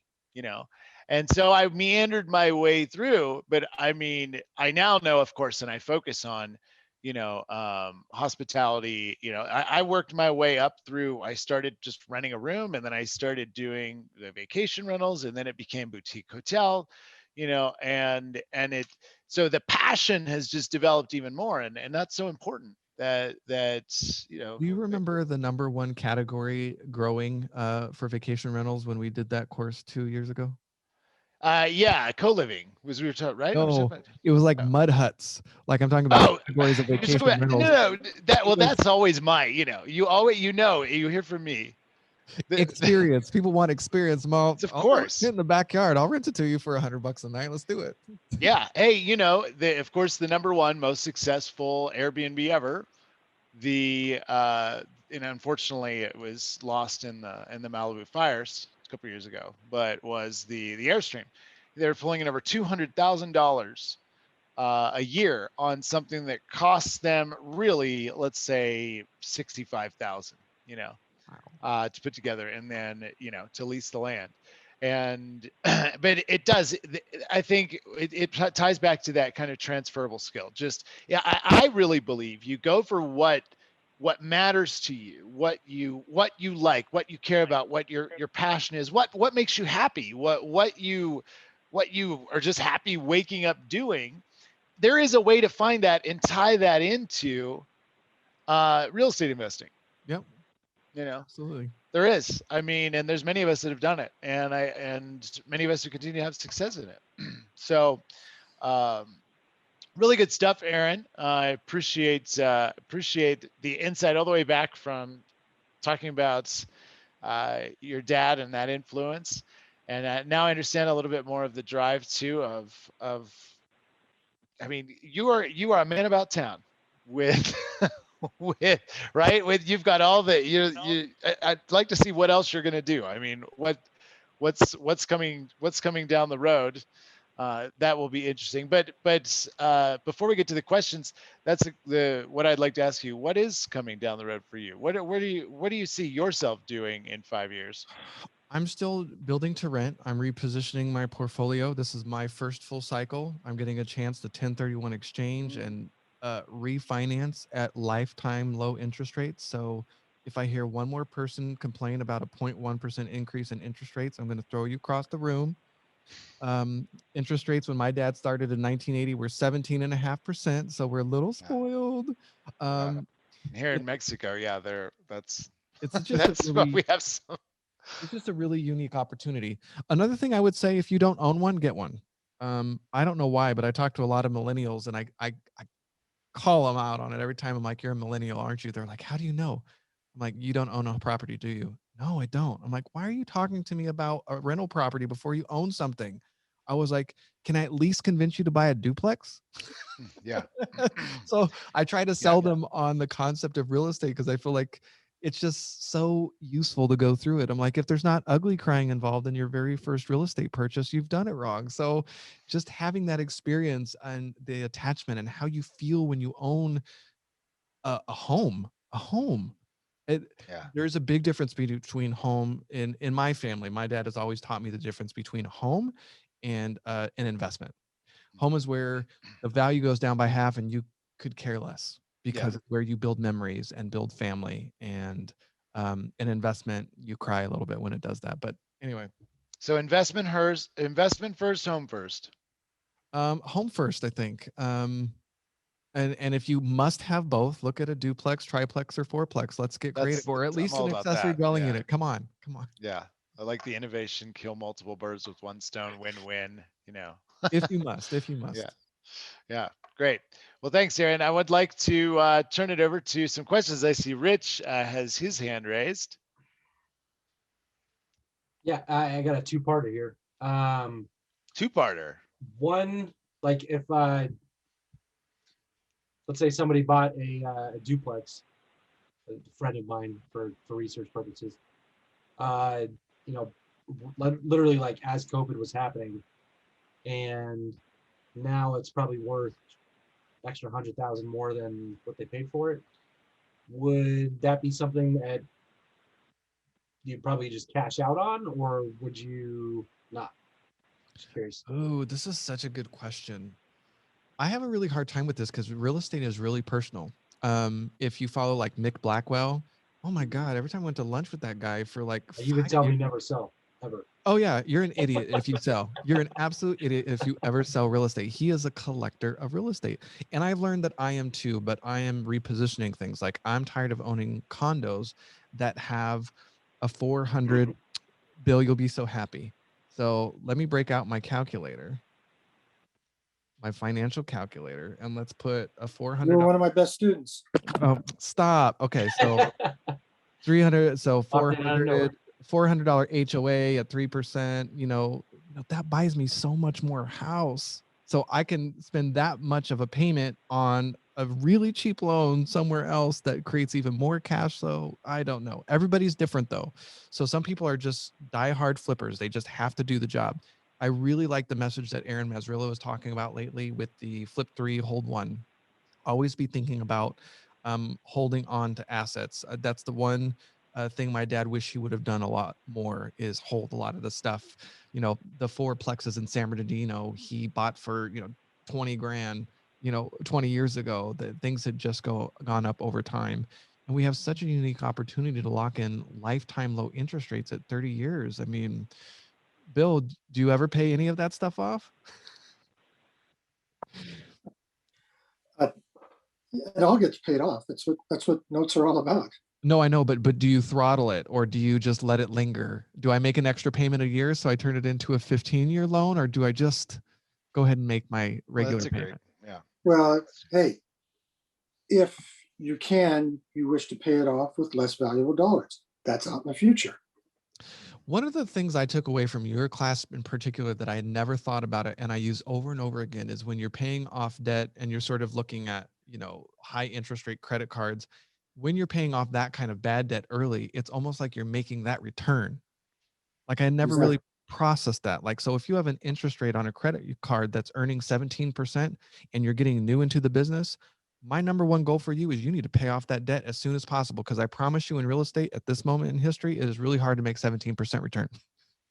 So, financial situation. I would recommend somebody who has, 3 or 4% loan on their house, if they can't find an investment elsewhere, to put it in their house, and there's a 3 or 4% return right there. Yep, just paying a little bit early. Safe, So and that's a safe one. yeah, it is. And yeah, I get that question But sometimes too. It's like, Bill, I mean, realistically, like if you could take, I never bought this house intending on selling it. I was going to keep it forever. But then, I bought it again. I bought it like literally like 4 days before the world shut down, and it's now worth, easily another 100,000 more than I bought it for. And I'm trying to decipher do I just take that 100 and then go buy and build 4 houses in Florida with the Norris group, or do I, do I go buy another triplex down the street, or do I just hang on to it, or do I just refi and take 20,000-30,000 out of it cash? And I don't think there's really a wrong answer. there's not. Are you? But you're married, right? No, I'm not. Okay. So you have that freedom. I think a lot of people start planning without talking to their significant other, which is always important. Because a home is a home. I mean, you've got to live somewhere. So what would you do? So you sell, would you buy right now, or would you rent? Right now, I'd probably go buy a boat and just live on the water. But That sounds amazing. And you could do that and probably get a really good rate on a boat loan right now too. yeah, I don't know. If it's a really awesome experience boat. Yeah, it's such a personal, like, just so you know, A steamboat. Should be a steamboat. my primary residence, You're I'm making built us- I'm very conservative. I'm not tapping into the equity in my home. Some people might think that's really stupid, but after being an actor, when I retire after being a professional actor, when my defined benefit program kicks in, I'm going to be making $165 a month. So when I turn 65, that's going to be what? Paying for my Starbucks habit? I don't know. I'm conservative. That's a win. But people have put their houses at risk for risky investments, and then they've lost their houses. Yeah. Well, Just- and the boat, and to be honest, the boat's more of a joke. I mean, it's something that it's been a goal of mine for the last 5 years, but it's like that's not investment wise. That's not like what I'm talking about. It's more of like, do I sit on the equity, or do I sell it and take that equity into more like I said, like do I take the equity and buy 3 other houses, or just sit on the equity and maybe 10 years from now it's double. Yeah. Like that's my thing. That and No. we don't really have to spend a whole shitload of time. No, That was, it's That's really, more of a single guy thing, Rich. it is. It's just sitting down and just really thinking, yeah, single guy, you can do it, whatever you want, and make that work. It's great. Absolutely. And if the cash flow works on the properties, the 3 that you buy, I've done that. One of the rentals that I bought doubled in price. I actually bought it from Mike Cantu. It's my hoarder house story, my learner house. I learned so many very painful mistakes. Right out of the gate, spent $30,000. All the cash flow for like the first decade went out the window real fast. This But is it an doubled. ugly cry house. Yes, it doubled in No. price though. It saved my butt, and I turned it into 3 brand new rentals in Florida that each rented for what the one in Riverside did. So it did its job. So if you could do something similar to where you're protected and you're not so over leveraged and the cash flow is there, why not? And live on the water in a boat. And I was single. I don't know. That could be, well, aside from the boat, yeah. I honestly I didn't buy this place like with the intention. I thought you gave him the right answer earlier. You know, Put the six properties on the one lot, single family lot. yeah, there you go. There you go. yeah. The second So- question, Aaron, was more Oh, about sorry. property radar in general. Like, I know with our marketing, we've generally been a little bit more. I don't know if this is like an industry term, but it's a little more micro targeted as far as I have probably 200 different lists in my property radar account, of some that overlap, some that are completely different. but a lot of similar searches that, you know, could maybe be combined. But like I said, like a little bit more micro targeting. Like I you know, instead of focusing on like 3 2s, we focus on like 2 1s that are huge square footages where there's something that, like, you know, title doesn't know or the county doesn't know, and it could be, you know, is there I guess what I was hoping to hear from you tonight too was like where does the automation, I guess, come in, and for the smaller guys to really like kind of outsmart the iBuyers on that piece. You sort of just said it.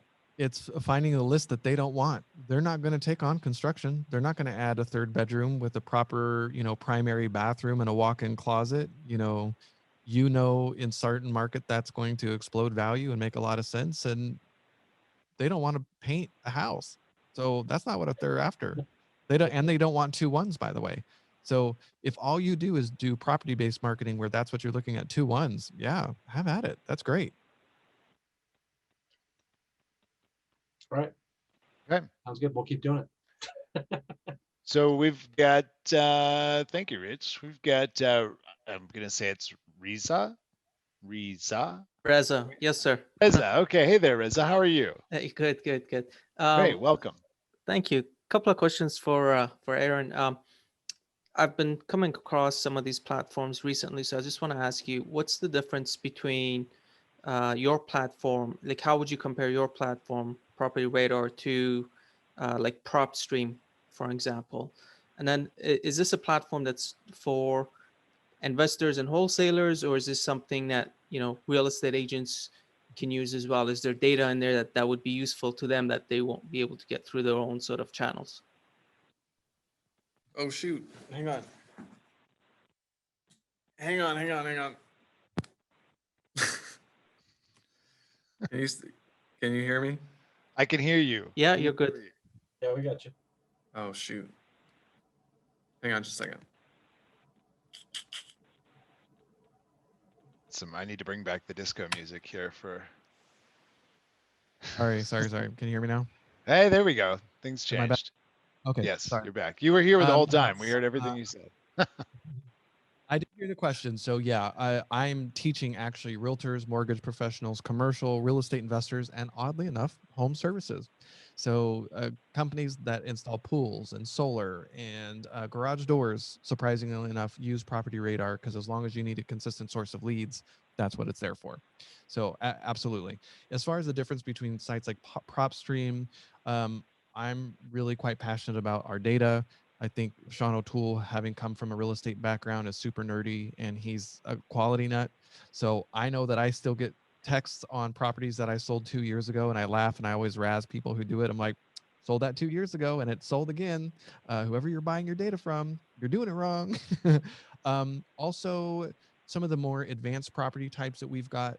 And I think also if you're doing marketing for phone numbers and emails, we pre-append.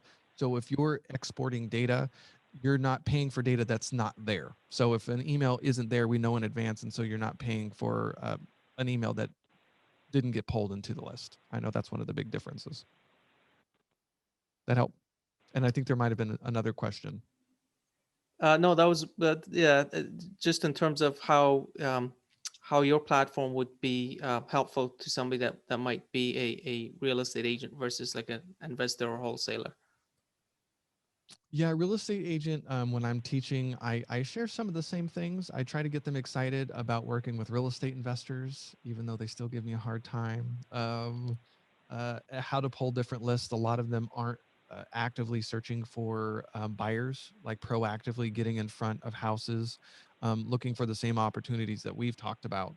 So finding those off-market deals, because it's just really hard to get, especially first-time buyers, a house. So learning how to even think about doing that. A lot of agents just don't do it.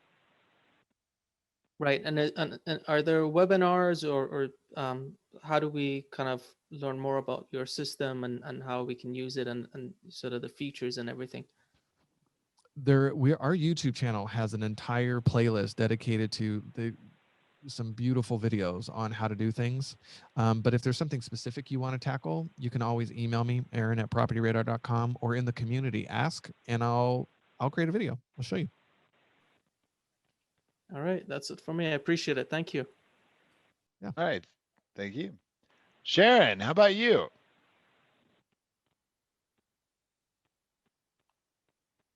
Are you there, Sharon? I see your hand up. Okay, can you hear me? We can hear you. You can- Hi there, Oh, okay. Sharon. Welcome. Hi. You're on the air Hi. live.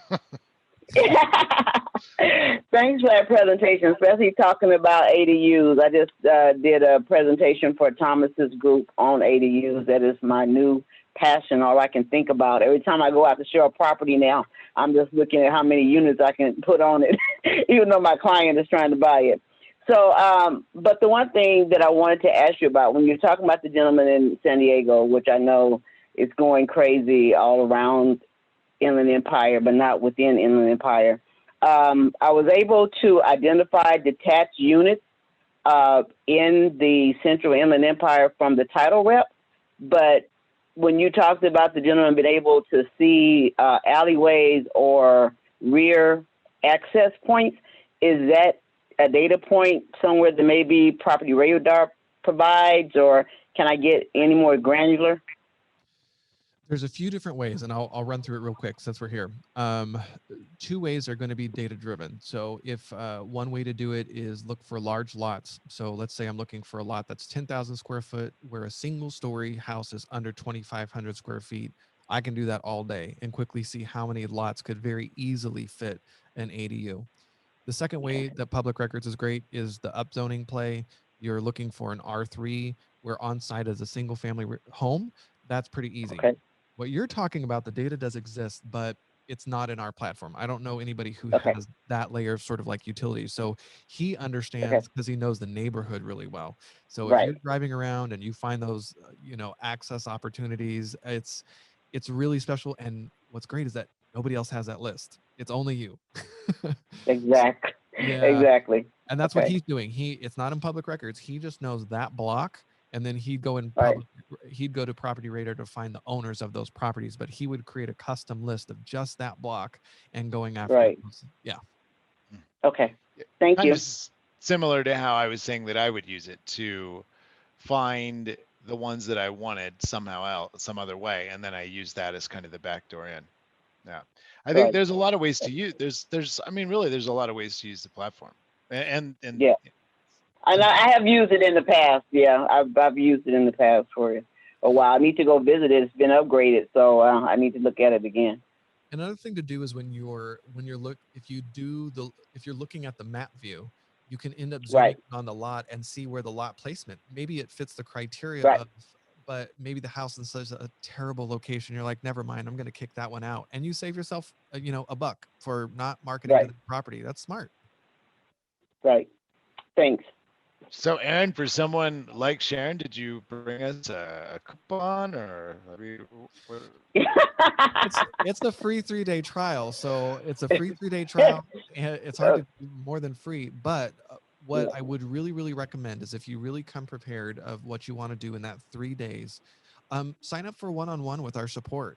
Or if you get lost, you know where to find me, community.propertyradar.com. And I create videos on this kind of stuff. I actually have a video on the ways to use public records to find ADUs. It's on our YouTube channel. And if you can't, thank you. if I will check that out. If you can't find him there, just dial 211. Sure. Right, he's the chairman. That's right. As for the boss. Thanks. I'm gonna put it. I'll put it in the chat. 211. No, the how to find ADUs and public records. Oh my goodness. Okay. All right. Who else has a question for Aaron? And Andy, are you there, Andy? Okay, I'm about to switch it over to Andy here as well. Thanks, Aaron, for putting that in there. I'm about to switch it over to Andy here in a second, but Bill's got his hand up, and I'm pretty sure he has some good comments / questions. I'm still trying to figure out what you meant by drugs. R3, the question came up, R3, it's zoning, and zoning changes by county. So you just sort of have to know, but R3 is a lot that can have a triplex on it if it doesn't already have one there. So R4 is a fourplex, Density. R2 is a duplex, but it can change. In LA, it's LA R3. So you sort of have to know the zoning rules. And if you look at the county level, you can go to the building department and typically find out what their code is. Could be in some places, it could be R4A, which means you can have 4 goat farms on one. Yeah. That was very random. No, but I work in these unique areas, and sometimes you see that you have to look up, you see these weird zoning codes, right? Like RSC4. And they have some crazy things like that. Like you can have up to 50 sheep, on so yeah, it does vary. It's a specialty, and for Sharon, I'll tell you, there are some real estate investors who tackle very specific property types. If an agriculture lot has a home on it, you can build an ADU. Yep. Yeah. And the state has set the guidelines, but it doesn't mean that the counties and the cities can't be more progressive. So tiny homes, some which is regulated by the Department of Motor Vehicles, the DMV, some cities are allowing them. I've heard somewhere in San Diego they're talking about possibly allowing up to 8 ADUs on one lot that's zoned for single family if there's enough room. I don't know if that passed, but we're so in need of affordable housing. They're getting more creative. So yeah. Bill, what do you got? What was the drugs comment? I'm still on that. Uh-oh.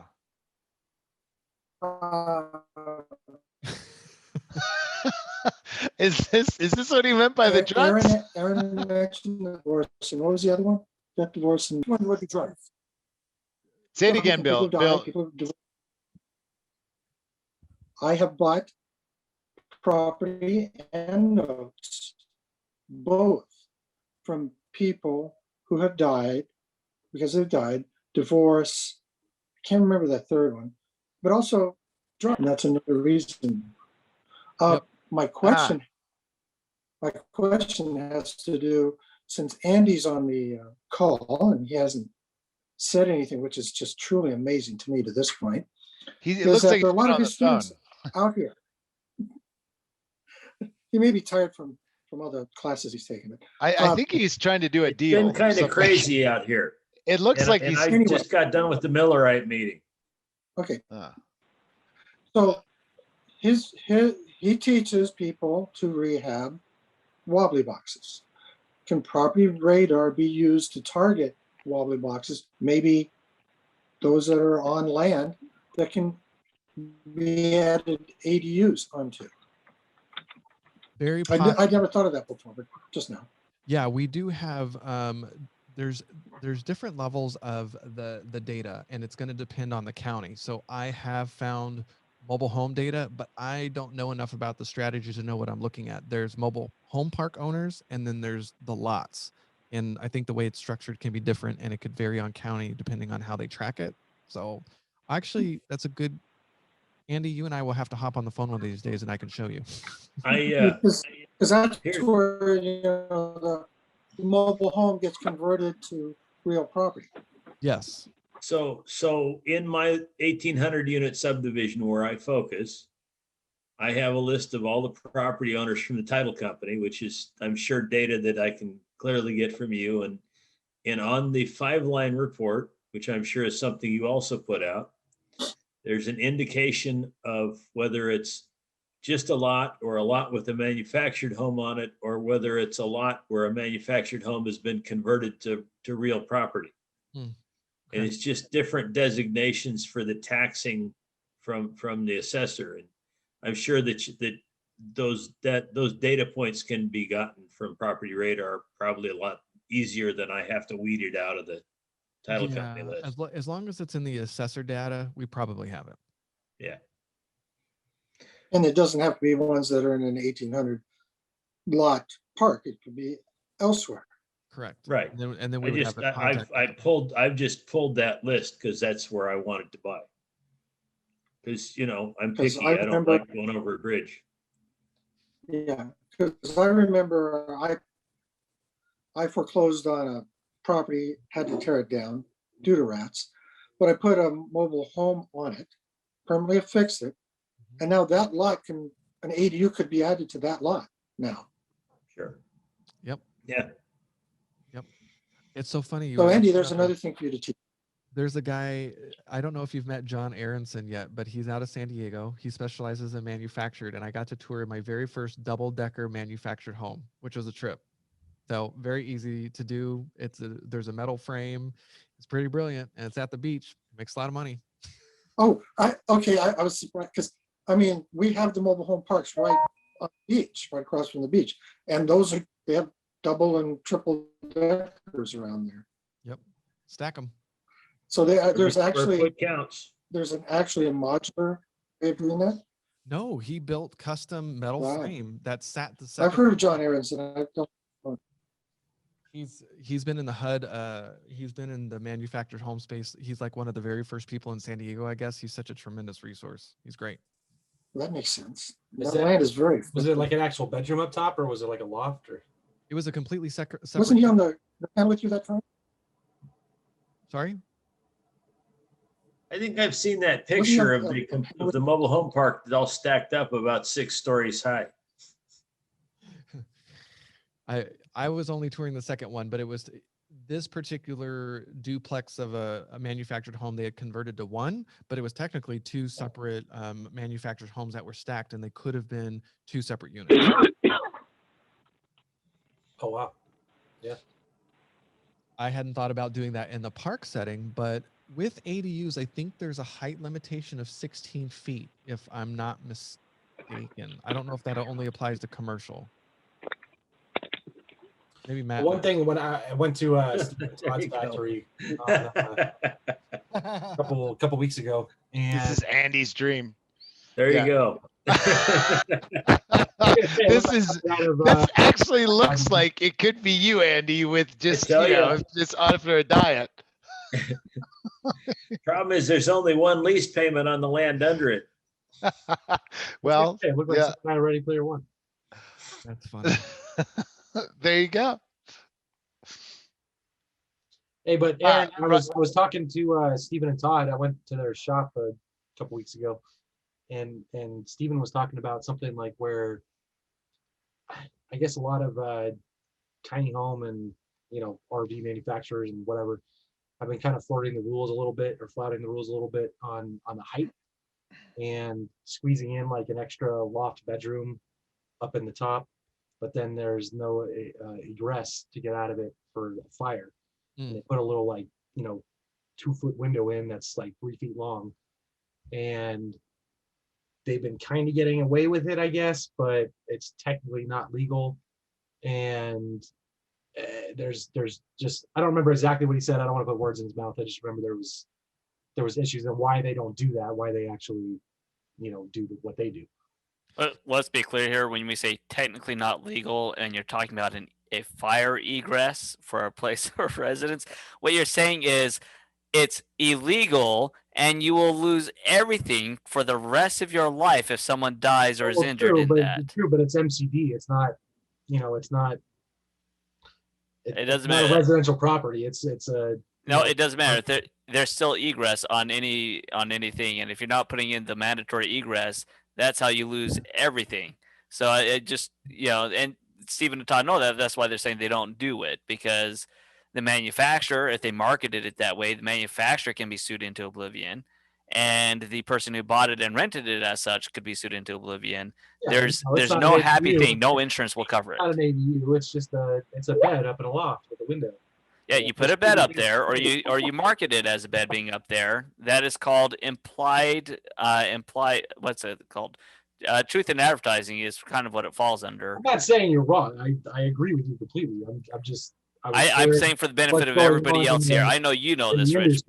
But there's new people on here. I just want to make sure everyone understands. When you hear the word technically illegal, that means you stop. Okay. Technically illegal is illegal. Right. Yeah, it's almost like almost pregnant. Either are or you aren't. I sat in on an apartment owners association multifamily accessory dwelling unit conference, and they were very creative coming up with this height limitation. what they were doing is they were digging down a couple feet to make room for like basically an 18-foot tall, because the law is based on where your height is of the property next door. So as long as they haven't gone down, you're fine, and you can dig down and make it work. So It's there's the opposite of what Trump did for his flagpole. what? It's the opposite of what Trump did for his Your flagpole. flagpole could only be so many feet high, so he built a hill and then put the Can flag only on be top so of many it. feet up his ass. Yeah. I'm uncomfortable. I just have to. We were having such a nice How many time. exits do you think? Look at how they speak of egress. Just put a scaffolding on the outside. Well, yeah. There you go. Matt, it's technically. I mean, technically. Technically. We're going to go back to technically here for a second. Technically, if I add a third bedroom into a 2,000 square foot house, and I just put up a couple walls, it's technically not, technically not the most legal thing in the world. But the styrofoam walls, like when we had all. I'm saying I would build complete walls, put in grass, put everything in a legit doorway, do everything right. Technically, it's illegal, but technically, the appraiser and the bank and everybody else doesn't give a shit. So. And nobody was harmed in the making of this motion picture. So, but if you are flipping it, that's one Yes, thing. 'Cause you just say, "Hey, this is it." But if you're holding on to it, I have a client. Had a client 6 years ago, divided a room, and they didn't do it right, and they didn't do it through the city. That person had someone get injured in his unit, and guess what? Didn't happen. The insurance refused to cover him for a penny of it. After the attorneys and everything out, he was out over $200,000 in settlements. Shitty lawyers. Well, most of it was attorneys and then settlement. So it's that kind of thing that, yeah, if you do it and you flip it and you disclose it, hey, this isn't a thing, guys. That I guess that's fine, right? You're not putting an occupant in, but if you do it yourself and you put an occupant in and you didn't do the permitting, that can come back to bite you seriously. When I say, and we reduce your legal liability, this is one of those things. All the money you think you're saving by not getting it authorized by permitting, all that money is gone. And all the money you made on all the deals you've ever done for your entire life can be gone because you wanted to save money on getting it done properly. It's in an LLC that's also in a trust. Just shoot me down there. It's an event. And look, I know this isn't a popular thing. I know people will hear me say this and they say, "Oh, geez, we do it differently." And you know what? Fine, you do it differently, but please don't get into groups with a bunch of new people and advise them that, because it's not just there's different ways and I haven't been caught. No, that stuff absolutely makes you lose everything. Is it really worth losing your entire life work over $10,000 in permitting? Now, what can you do instead? Go build it in Texas. And the permitting is like $25 filing fee, and you're done, right, Aaron, in Florida? How much does it cost to file a permit? It depends on the county. Let me tell you that much. Yeah. But if you're in California, do it right, because I've seen too many people lose everything. I've seen clients lose everything. And, it's a terrible, terrible thing. So, or you can just come down here to Mexico and do whatever the hell you want. Yeah, that's right. That's what it seems like. If you're gonna, I'm surprised I have yet to see some house trailers or some mobile homes. I'm sorry, Andy. By the way, I want to real quick, Rich, for so everybody else knows, I know Rich actually tries his best to do everything he can, do it right and everything like that. So, but when we have these conversations, I hear technically illegal, or it's like, what's the harm, right? We've all done additions on our own properties. Hey, if you want to make it a place and you live in it yourself, yeah, guys, I elevated my floor in my house once. I didn't get a permit, whatever, but did I have to disclose that to the seller? Yeah. So different situations have different levels of okayness. No. So Rosalie, you've had your hand up for a while there. I'm sorry, these guys, they just Yeah, this Matt guy, he just talks, Yeah. talks and talks. Get in the way, get in the weeds. Oh, it's okay. I'm listening to everything, learning as usual. But what my question is, it's a little different than what y'all was talking about, but it is got to do with multi-family buildings. I want to know you guys' intake on because eventually I want to buy and hold. What is your intake on renting out low income in Section 8? Is that a good thing or no? I know people who really specialize in this category. Actually, the interview with Ward Hannigan, you might really like. He hasn't had a blip in his income. He specializes in seniors, and the gravy train has not stopped. That money is paid by the government, so he's a very happy camper. You said his name is Warren Hannigan? Ward, Hannigan. like WARD, Oh, and then okay. Hannigan, HANIGAN. Yep.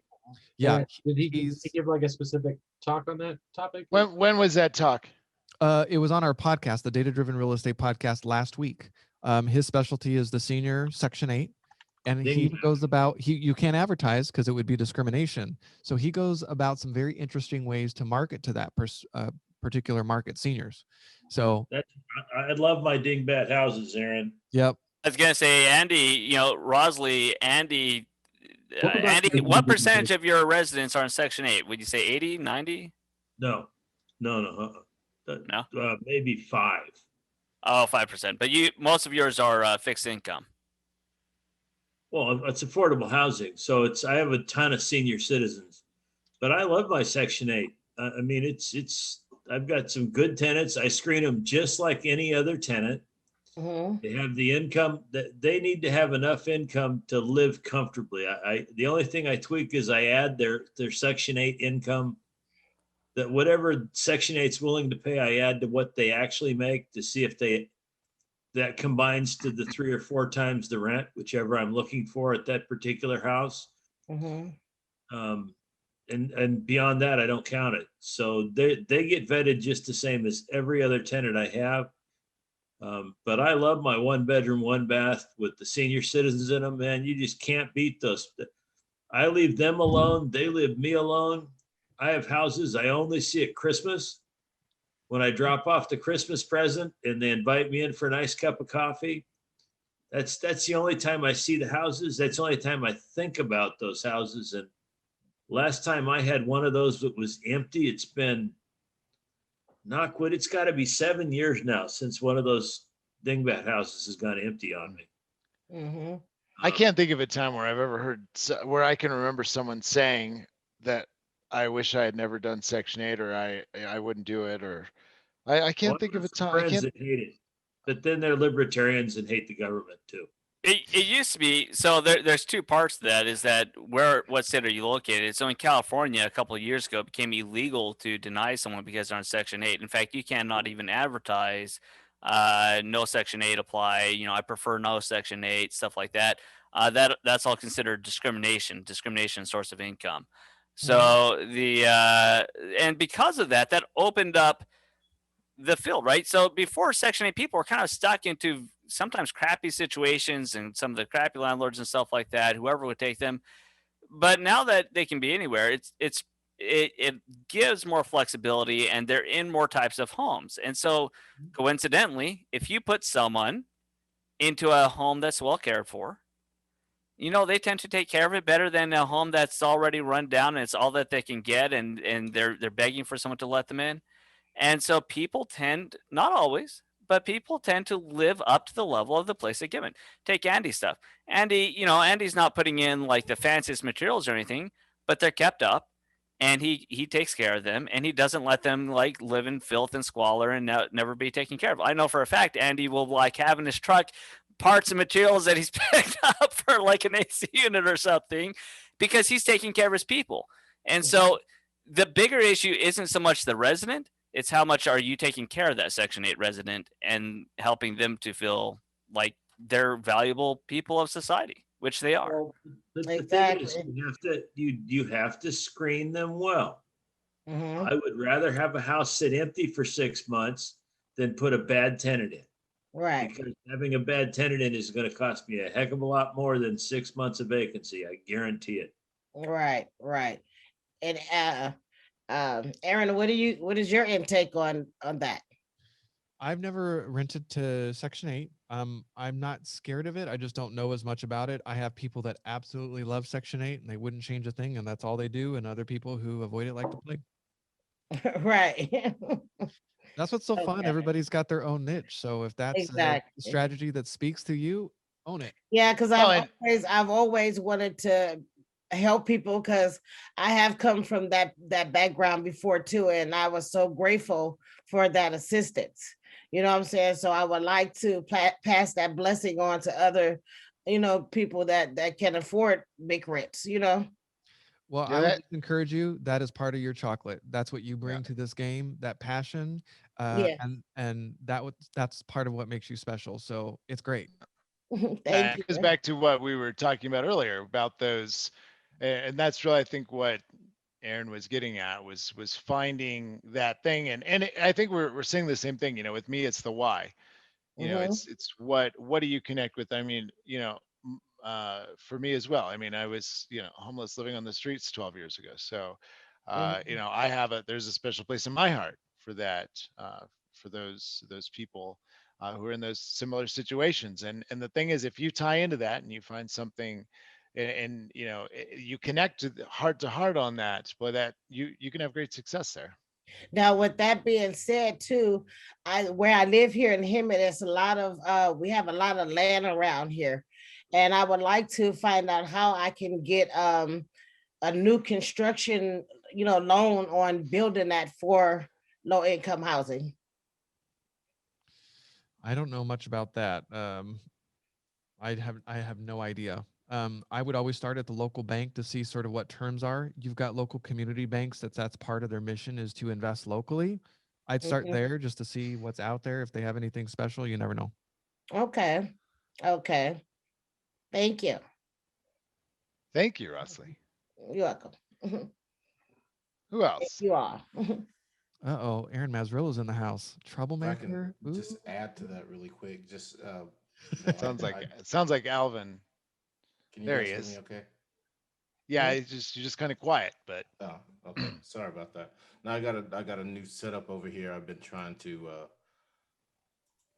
adapt to. As you can see, I'm having a little trouble. But no, just to add on to what you were just talking about, Mhm. I did see that interview with Ward Hannigan, and the funny thing is that I was over at the at Todd and Stevens warehouse about a month ago. Hassanic was shooting some video for them to do a promotion, and we got into a discussion about the Ward Hannigan dingbats. And at the time, that was before I saw the video. So I was like, what the hell is a dingbat? I'm thinking that they're really talking about bats or some shit like that. They, they gave me a brief explanation of it.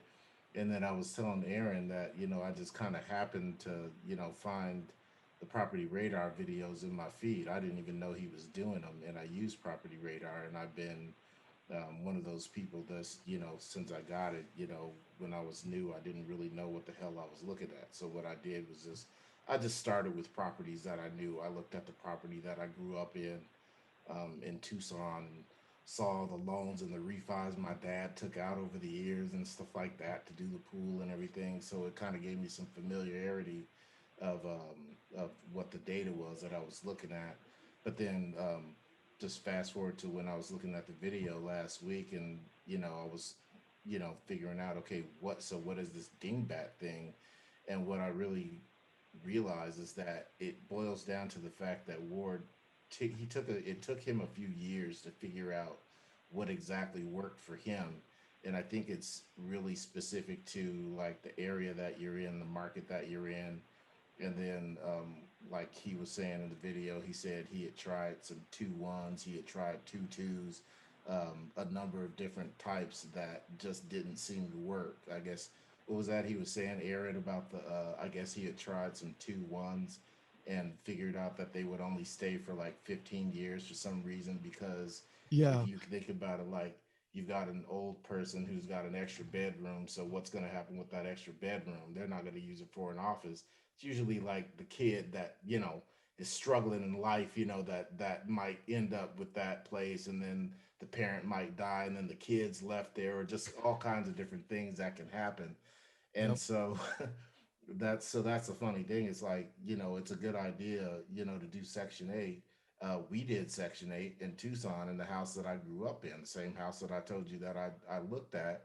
And it was a disaster. We thought it was a great idea going into it. And then, my dad, he screened the tenant, but we didn't know what we were doing back then. This is long before meeting Matt Tandy or meeting David Tilney or Andy Teasley or anybody like that could give us good advice. So we thought, oh, she's a law student. Well, law students are great people. Now I know that law students are the worst people to rent to. Like, do not ever rent Look to at a Eric. lawyer or anybody Crack in it the up. legal business ever. Well, for multiple reasons, maybe not even the ones that you might. No offense to anybody. Yeah, no offense to anybody here that's in the legal profession. Now, wait a minute now. John Schaub loves renting to attorneys. He has a lot of attorneys that have been really good tenants for him. Well, To be fair, I've had a good attorney. than I am. So. Are we talking about because of the reason of the all-night parties and the? Well, in this case, we were talking about because of the boyfriend that we didn't know about that actually lived there with her, and they were arguing, and I don't know. I guess somebody cheated on somebody, and for That's about reason, right. I guess they decided our toilet should be broken over it. I don't know. So. But it's just one of those things to where it is kind of like something that it takes time to figure out for your market. It's not just, hey, I'll do a one of these types of deals and then it's going to be smooth sailing. But it's not to say that it can't work either. So I don't want to give. If you get a chance, to see Derek Walkington talk. He did a lot of Section 8 rentals in some rougher areas in Hemet, and he is full of stories. Okay. You said Derek Walkington? Yeah. Oh yeah, he's fun. Okay. That's somebody, Rich. That's somebody we should get a hold of. He's good. Walkington. He rents houses in Taft and Bakersfield on Section 8. For those of you that don't know where the exciting town of Taft is. Yeah, he's done great stuff. He's done special needs housing. He actually inspired me. That's one of the things I'd like to explore is high functioning autism housing in the next 10 to 15 years, figuring out this wave of autism that we've had as parents die off.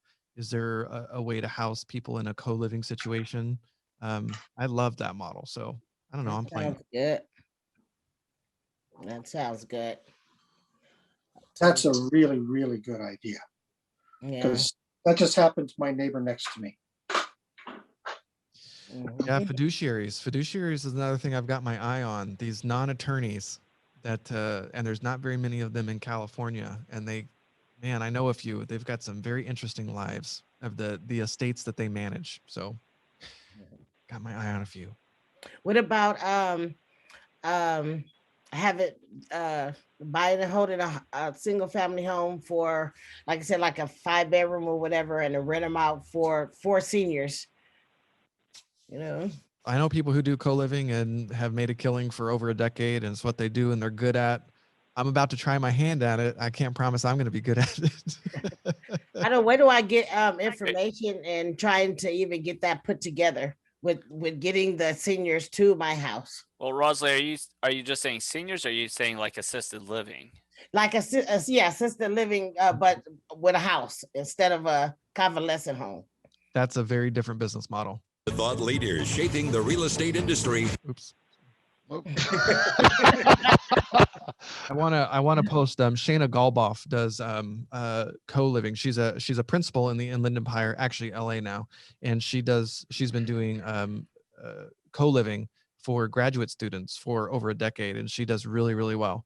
But when you talk about the risk profile of assisted living, that's a totally different business. If you're gonna, there's a lot of insurance involved in that, huh? Yep, estate planning, LLCs, the whole bit, because that's some risk. Okay, so it'd be better, like renting, you said, to college students or something in that case. Possibly, yeah. Okay. Attorney college students. Attorneys. You do you. And what you say that young? What you say that lady name was? Her name is Shayna. I posted the link in the chat. She talks about co-living in that interview I did with her a couple years ago. Oh, okay. Is this she was on the panel with you? Yes. Yeah. Yeah, I thought that sounded familiar. Yeah, we liked co-living as an answer to cities that didn't change the rules on short-term rentals as another way to make extra income. And there's so many cool different ways to use it. One of the funniest ones I saw at the Apartment Owners Association, they were marketing to creatives in LA. So they had like a green screen wall, like a whole bunch of actors co-living. I'm all, you guys, I was an actor. That is a wrong market. Not if you want drama and lack of pay. Well, yeah, exactly. Yeah, it depends on what you're looking for. No. Oh my gosh. If you're looking for pain, yeah. Let's see. Anybody else who has any questions for Aaron? I'm fading. Too. Okay, yeah. Honestly, there's a group that meets in the LA area that's a assisted living meetup group. So as soon as I can remember the names involved, I'll put it in the chat. Oh, okay. Thank you, Bill. Okay. Thank you too, Vince. So who's going to be in it watching John Heyer in Atlanta next weekend other than me? I'm watching everything I can. This weekend or next weekend? He's going to be worth it. What's that? I can't remember. Is it this weekend or next weekend? This weekend. Peter and I I definitely will not. Yeah? Because I'm teaching. Well, that's right. Conflicting teaching time. We can watch him on Sunday. If you pay for it, you can watch it a number of times because you get it. You get the podcast of it. Okay. Well, he did a thing last night before. They all run together. I'm so busy. Last night. It was phenomenal, talking about his prognostications about what Biden's going to force through, because he's only got about less than a year to be president before they're going to throw him out, and only 2 years to accomplish anything. We're getting into the politics. Let's not. No, we're not. We're getting into what's going to happen. I thought we were saying prognostication. But anyway, everybody should. Anybody that has any interest in building wealth for the future should really think about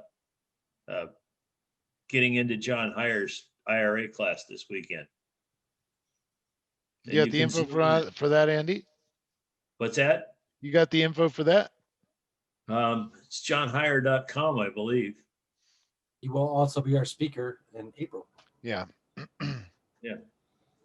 All right, well, throw it in the chat for us, Andy. Oh, you're gonna make me think, huh? Well, I'm just trying to keep pushing your technological limits. That's what you're talking to a troglodyte who hung out drinking beer with Jack Shea. I thought it was a curmudgeon. Troglodyte with computer stuff.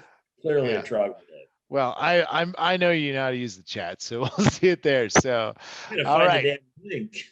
All right. So Aaron, how great to see you. How great to talk to you. Thanks for having me. And yeah, well, no, thank you for being here and taking the time out. And I'm hoping that all of this madness is gonna kind of calm down soon. Yes, and please. Yeah, and like I said, we can get the media back together. Patrick, that's the goal. Patrick. Yes, Hey, I just want to say something to Aaron. It's Adam. Oh, hey, Evan. Aaron, one of my best friends is a retired firefighter. Okay, and he also owned a bunch of real estate, a lot of rentals, but he had them all out of state now, with a few that he has left. And when I got to meet him like a year ago, I started talking to him, and we met through motorcycle riding. I'm talking to him, and I said, "So what happened?" He goes, "Well, I had a lot of rentals in 2004, 2005." And the guy I listened to said, "Get out of the California market and take your money out of state. There's a big crash coming and blah, blah, blah." And I was like, "Really?" And that might be, and he goes, "Aaron Norris."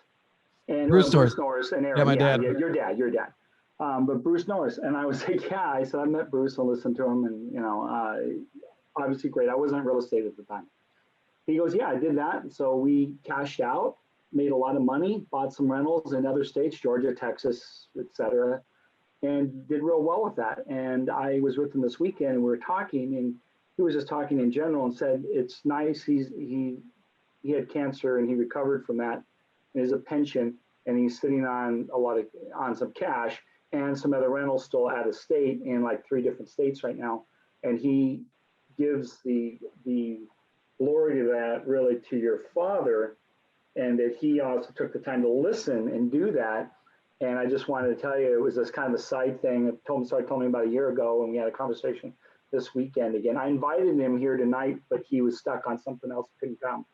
But I just wanted to say that for my friend Fred, he really also highly respects your father, and did him a solid. And his financial life is much better by listen, because you listened to him back in 2006. I just thought I'd share that. Well, thank you. And again, like for everybody on the call, whether you're new or experienced, it's so fun to know that when other people, they're watching you. So kick some butt, change generations of other people's lives. It's pretty cool. Yeah, absolutely. Yeah. And with that being said, again, Aaron, thank you so very much for taking your time to be